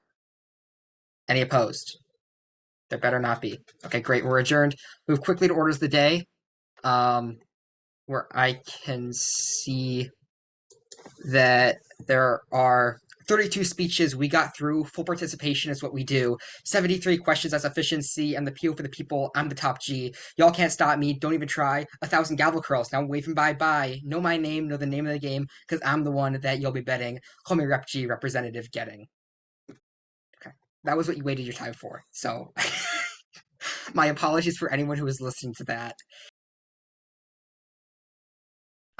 I'll just give you my top 5, and then I can give you my analysis. And just in order one down. Khetan, Clark, Kumar, Casey, Ostheimer. And well, I'll give you the bottom behind that too. Hassanali and T. Rai. Right? Yeah. Okay. So I think it was of course, everybody did great. You wouldn't be in this round robin if you weren't an excellent debater. I find stylistic things, I try always to be very objective, but it's really hard because there's certain things that I really like. Like I like those crystals at the end that are doing weighing. And if you're not doing that, I mean, it's just, it falls flat to me. It feels wrong. So, and with a round of 16 people, it's so difficult to keep those speeches fresh when you get down at the bottom. And I know you can't help it. And so I always prefer a smaller round, and I always feel bad for those that have poor PNR, even in like at nationals or big tournaments because of that with the big chambers. But anyways, I prioritize those that had narratives that kept me interested, kept the debate going. I don't prioritize things like, I call them, it's line by line refutation. A couple of people were doing that in the later speeches, and that for me is so hard to follow, and it seems so disjointed. Because I always keep in mind that this is legislation that impacts people. And sometimes when it comes down to language like the winner in this debate, or no, the winner is really the people in the debate. It's not the AF side or the neg side, it's the people in the debate. So when it gets feeling too impersonal, I don't like to hear that either. Also, I found that some people I think would be, how do I want to say this? Oh, judge adaptation. There are some people who just seem to organically, or maybe they've trained themselves to do that. They would appeal to every judge across the board. And those are probably my top 5 people, because top 6 maybe, or 7. Because they just appeal to everybody. That a parent judge, if I was a parent judge sitting here, I'd be like, yeah, I get this. They're making it easy to understand because of the narrative, because of the delightful rhetoric. And if I was a coach sitting here, as I am, I'm like, okay, yeah, this is debate. This is real clash. This is furthering the things that are most important and what I'm weighing in this debate. So I don't know if that's what you wanted to hear, but that's where I'm coming from. My top 5 were, starting with 1, Adams, Jackson, Khetan, Hassanali, and Zhou. So I'll start with the energy bill. Overall good debate. It was an interesting topic. Some of you talked about like how you've like done carbon tax and things like that before. I thought that this is kind of a unique topic. One of the things like I noticed is that after the amendment, it became pretty AF heavy. Right, like we didn't really have much of a debate after the amendment, I noticed, but I actually had quite a few problems with the amendment. First of all, I don't think that the Federal Reserve's money is supposed to be used for this purpose. I think that the Federal Reserve's money is supposed to be used to control the money supply and interest rates. So I think that the negation kind of conceded the funding point after the amendment, which I think was a mistake. Because like the Federal Reserve, I mean, first of all, the Federal Reserve is supposed to be independent of federal government, right? Because fiscal policy and monetary policy are supposed to be independent of each other. So for one thing, I don't think Congress has jurisdiction over how the Federal Reserve spends their money. I really don't think they do. So I think that the neg shift had pushback on the amendment and talk about like how even if you amend this bill to have like the Federal Reserve fund or whatever, there's many problems with that. In fact, maybe it's worse because now like, I don't know, but I had issues with the amendment, and I thought that the neg kind of conceded the amendment or the funding issue, at least after the amendment was passed. Yeah, so for the energy bill, like another thing I thought the neg could have brought up was to kind of push back on like how, oh, we need the money right now because we're shifting renewables right now. Like they could have said that, well, for example, like electric cars are not the norm yet. It's probably about 10 years out, right? So if we pass this bill, right, and we nationalize the energy sector, right? I think that simple basic econ 101 is going to say that when you take out the profit motive, you're going to decrease supply. And when you decrease supply, you have to make up for the shortfall somehow, right? And I think what the neg could have brought up was that this would increase dependence on foreign oil, right? Because like, people are still going to need gas, right? Like I said, we're not shifting to electric cars completely tomorrow, right? It's going to take time. We're phasing that in. So I think that the neg could have talked a little bit more about how those would just increase dependence on foreign oil, and that's going to be reason to fail.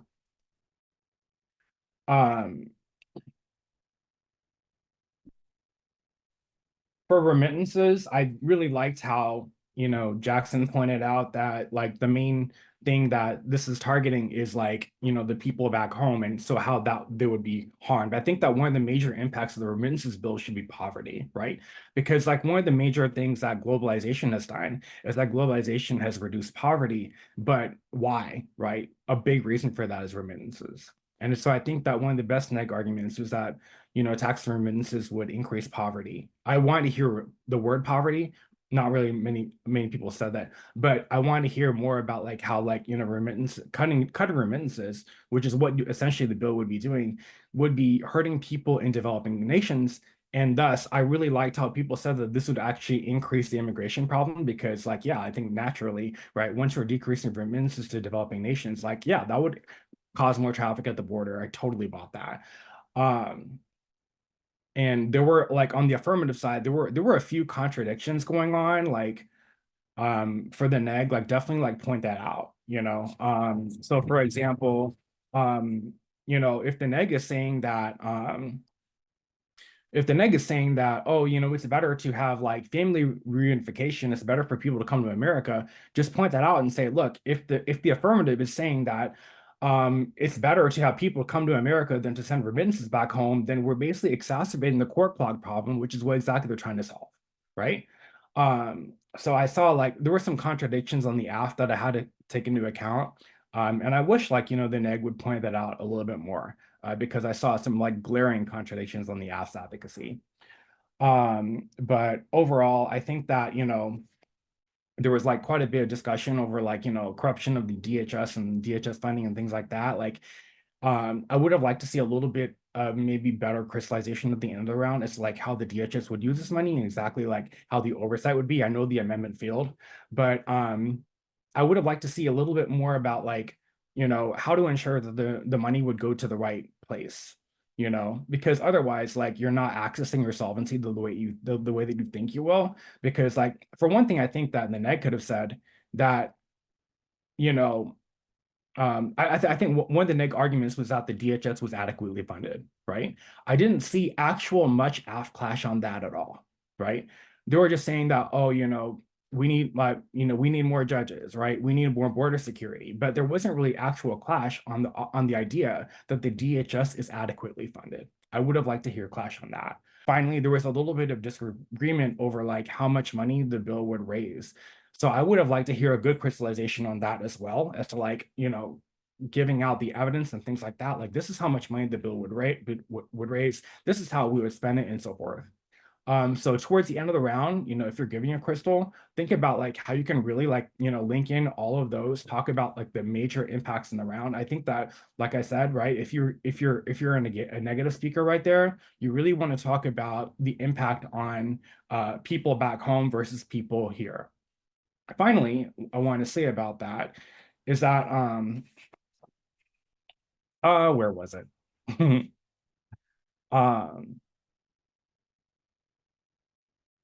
Yeah, I think this is what I guess Senator Kim brought up.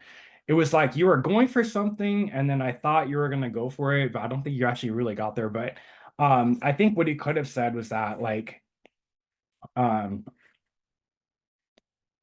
I think he talked about like easing backlog helps immigrants and so forth.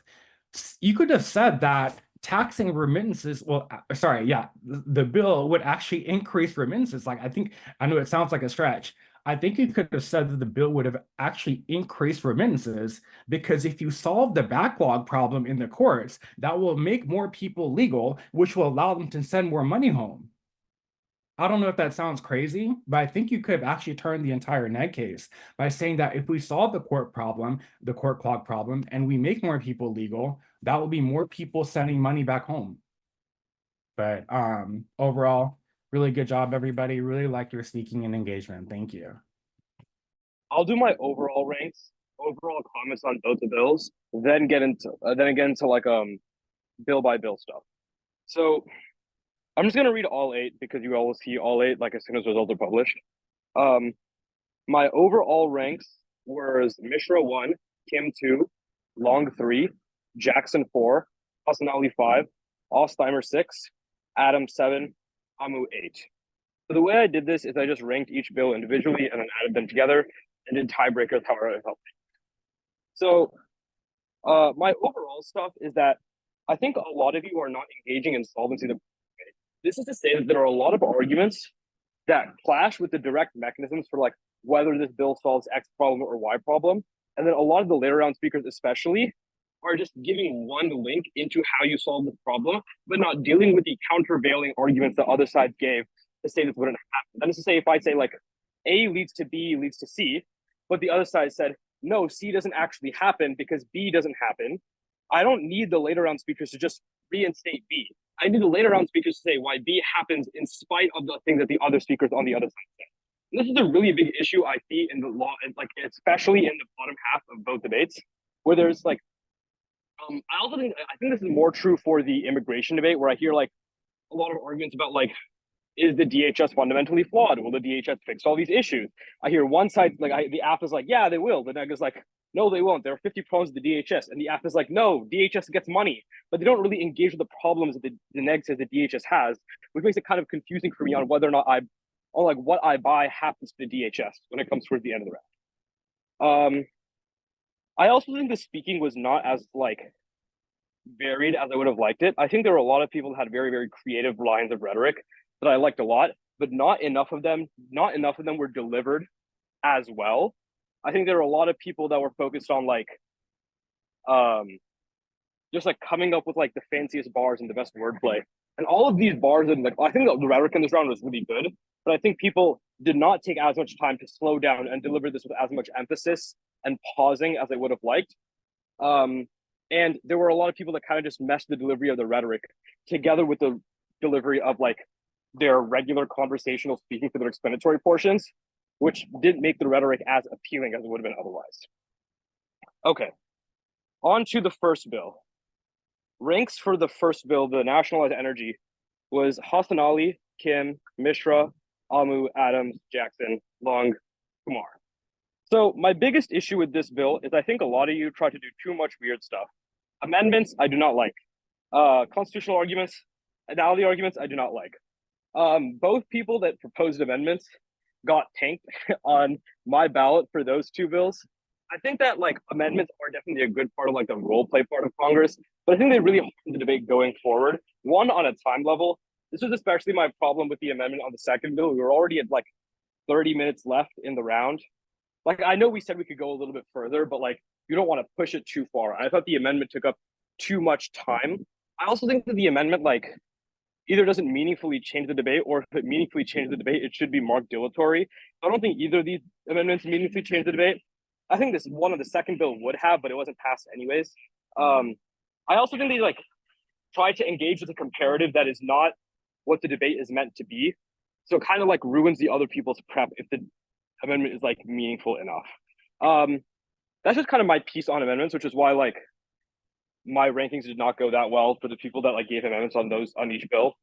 And I think a lot of the constitutionality arguments are also just purely defensive, which is why I did not pick them up. I'm like have to like really rack my brain to find out what the offense of the constitutional argument is, and even when I do, it's not explicit enough for me to vote off of. But okay, now onto the real clash for this bill. The first layer of this is that like I think like Hassanali made by far the best argument on the afternoon, was far and away my one on this bill, simply because the government is not profit motivated, so they will have lower prices than people that are profit motivated. I think this should have been the sponsor. I think this argument was really, really powerful because it's just like the most simple, most common sense thing the government would do. A lot of people are going in and like, what will the government do with the money? Will they spend it this way, that way, that way? I think this is all just like too many steps further. The most simple thing is the government doesn't need to charge as much money because they don't need to make a profit. So they will decrease their prices. It is the most simple and I think best argument in this debate. And I think that there wasn't nearly as much time spent on this. I think the problem with this debate is that a lot of people were running away from the stock, trying to do a bunch of random weird stuff. And this made the clash of the debate very, very difficult to adjudicate at the end of the round, because I get some like very simple, good arguments that need to have way more time spent on them. and probably do have a lot more like convincing responses that can be made because people are spending too much time on the weird arguments. I don't know like what actually happens with a good argument. So it just makes it super easy to vote, more easy than it would be on another debate on the same bill. I think the neg was not like I think a lot of the neg arguments like had to do with like lobbying and stuff. And that was kind of confusing to me. There's a bunch of responses. It's like, we're Congress. You just don't get lobbied, and then we solve the problem. I don't think these are the most convincing. Like, I get the role play factor of it, but you're also like 12 members of Congress, not all 535. So I don't know how effective this is, but I also think the much more simple response to the lobbying argument that should have been the bigger focus of the round is just like, we now own the companies that could lobby us, which I think was made by Tammy, Ryan Cross, and I did opt you for that, but I think that just should have been the main focus of that clash, rather than just like a bunch of these like separate role-playing versions of these responses. Those are kind of my main comments. Those are kind of my main comments for that bill. Oh, sorry, one more comment overall for the rest of the round is please read warrants before cards. A lot of you would like read a card to like prove something or disprove something and then just move on. First of all, like any claim needs to have a warrant. Card is not alone is not enough. You need to reason with it. But if you do have both a warrant and a card, I want the warrant first, because if you say, here's a phenomenon that happened and I'm confused as to why it happens, and then you only tell me why it happens after, there's just those 10 seconds where I'm confused and I'm not paying as much attention to the card. You tell me why something happens first. I'm now like, how much does that happen? Then the card helps me like it's just typically the way humans' brains like think out phenomena. I think that tends to be most of it. Okay. On to the second bill. Let me find the links for this.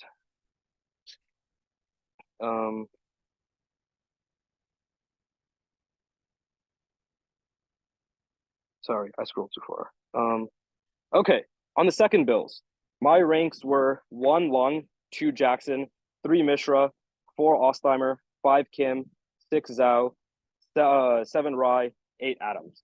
So on the second bill, I had a much bigger problem when it came to like the narrative that people were spinning. I think a lot of people like, this is not like to say that any of you are like anti-immigrant, but a lot of your speeches came off as anti-immigrant. A lot of people were making arguments that were like, we get immigrants out of our country and that's a good thing. And like, I think that this is a very harmful framing to make, like about people that like, as the rest of the round pointed out, are like just trying to make a better life for themselves. And I think that like, this is not to say that like the arguments made were bad. I just think they were phrased in a way that is kind of reductive and like uses harmful rhetoric. Not like rhetoric isn't like funny bars that we use in Congress, but just like the way people talk about them. I think a lot of the round should have focused more on, like, which it kind of did towards the end, which is why a lot of the late round speakers appeared higher on my ballot in this bill, were about like, what is the reason people immigrate? Let's try to help them stay in their own country, not because we don't want them in the US, but because we want them to feel safe where they're born. That's a much better version of this argument than saying, immigrants make the DHS harder to operate, so we should just like prevent immigrants from coming in. And I think that was a lot of the way the round was kind of framed to me in the start of the round, which I really did not like, and a lot of people got tanked for me on that front. I also think when it comes to like what the DHS will do with the money, there's a lot of missing burdens on both sides about how this works. There's a lot of people that are like, funding is the issue. Or, even if we do get funding, the DHS is fundamentally flawed. I kind of talked about earlier how like people didn't do like the correct class between these two links. They just kind of made one and ran with it. I think the bigger issue with the funding clash though is that like on a constructive level, when people were making arguments about it, they weren't proving why the funding would go where it goes. I just get the DHS has this problem. When we give them money, they're going to fund that problem. Why? If there's 10 problems with the DHS, how do you know which one they're going to fund? That's kind of just like, we're like, hey, this one's the biggest problem. They're going to fund this. But this isn't really like how it works in the real world. Like maybe the DHS thinks they have different problems than you think they do. Maybe they want to fund different things because of all the stuff the neg is talking about on like how like what their main goals are and stuff like this.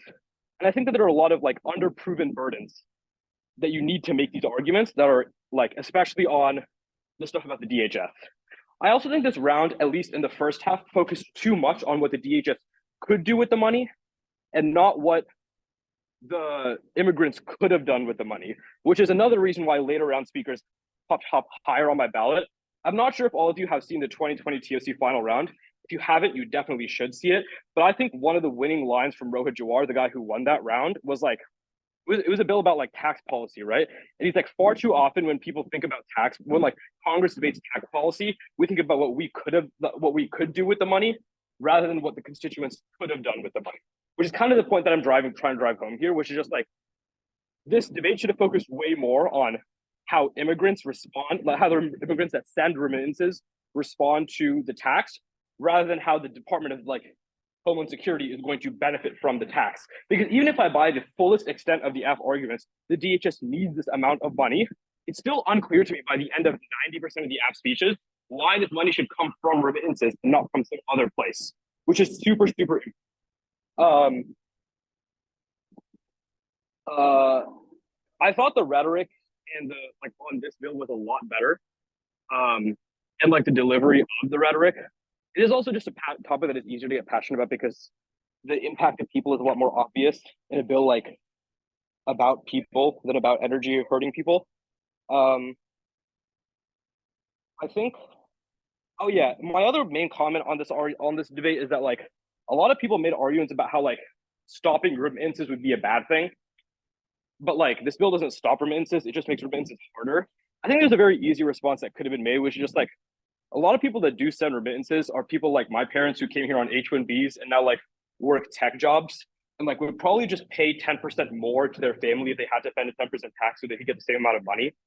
This is like my anecdotal experience. I'm not sure what percentage of people this is, but I'm sure it's like more than like 20. Like some notable amount of people that send remittances are people that are just like willing to send more. I think that a lot of the round focused on people that like are very impoverished and send remittances. And I'm sure these are like a big portion of immigrants, but I don't think the round spent enough time proving that these are a big portion of the people that send remittances. Because at least intuitively, it seems to me that like if someone is struggling within the country, they're like if someone's struggling within the US, they're less likely to send remittances because they need more of the money for themselves. Like yes, they definitely care about the family and stuff like that, but like if you can't afford food, it doesn't make sense to me why you would like send money back.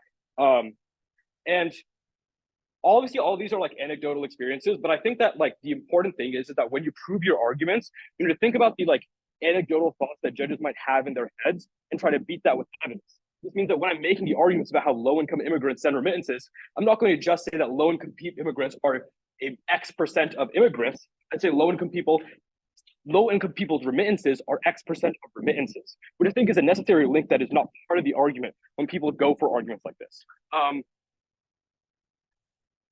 I also think that especially in this debate, the weighing was a lot weirder when it was just like remittances go away. And if remittances go away, everything collapses. When like a lot of this debate is very, very marginal, right? This debate does not overhaul the DHS. It does not prevent remittances from going anywhere. So you can't weigh the DHS being completely good or completely bad, or remittances existing or not existing. You have to weigh the 10% decrease in like remittances or the X% increase in DHS like accountability, not just the overall idea. You guys kind of impacted into a certain idea and then just weigh the entire idea, not the amount of change that happens to the idea and what that impacts. So when I think this is why Arnav Misra ended up pretty high on my ballot for this bill, is because his entire argument was not that we fix the DHS entirely and this fixes everything. It was that we start the progress towards the DHS and this amount of progress creates this amount of change. Not that the DHS is perfect and like heaven now, right? On this bill, I think, so my one went to Helios Lung. And I think that the round needed to change a lot after this speech. I think Helios' speech on this bill was at least my favorite speech in the round. I think the weighing was like quite intuitive and very good. I like that he did not just rehash the arguments, but rather added exclusively weighing. I think a lot of people that were trying to go for the argument, like tried to go for similar arguments as other people, built the argument over again. But like, I really liked what Helios did when like, he didn't just build the argument again. He specifically focused on weighing the impact and just skipped the first 3 steps because the first 3 steps were already done in the round. I think that was super important. It gave him a lot more time to work with the impacts of this bill. And I think the most important part of the speech the round needs to react to, though, is the thing that he signposted as like the presidential update about how like we've already made a commitment to fund the DHS on X, Y, and Z issues, which everybody said X, Y, and Z issues are the most important issues of the DHS. I think that there was a block against him. I think it was from Arnav that was like, wouldn't we get increased efficiency even more if we funded these issues even more? But I think that the round needs to change to say like, not like is the fifth immigration lawyer going to be as effective as the fourth? That is to say, if the new executive order created 4 new immigration lawyers, I'm sure all these 4 lawyers would be better than 0 lawyers, but it's unclear to me how much a 5th lawyer would matter more than a 4th lawyer.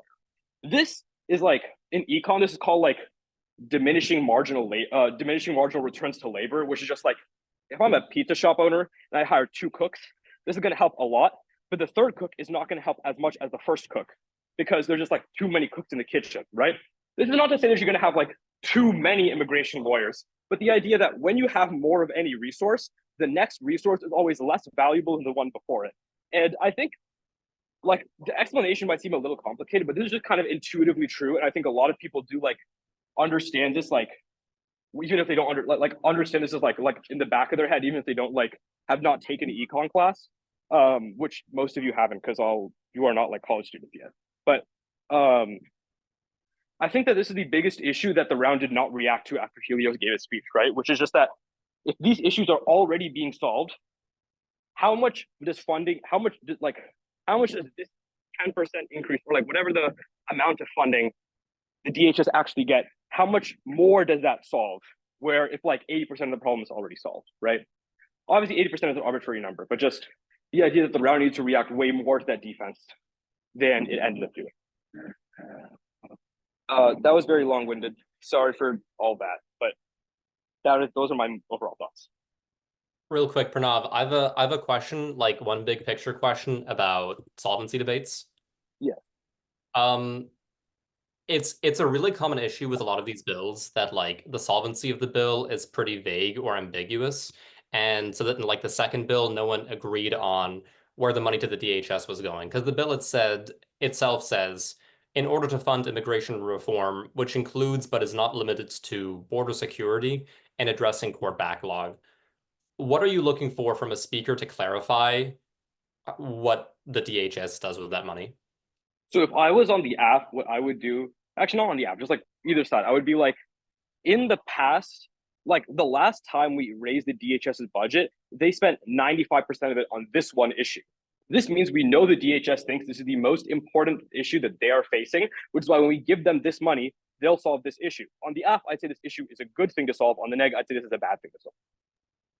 Okay, so do you lend like any credence as far as solvency goes to the which includes but is not limited to stuff? What do you mean by that? Like it says we're probably going to fund border security and court backlog, but the bill doesn't really mandate it. It just says we're going to fund immigration reform, which may include border security and court backlog.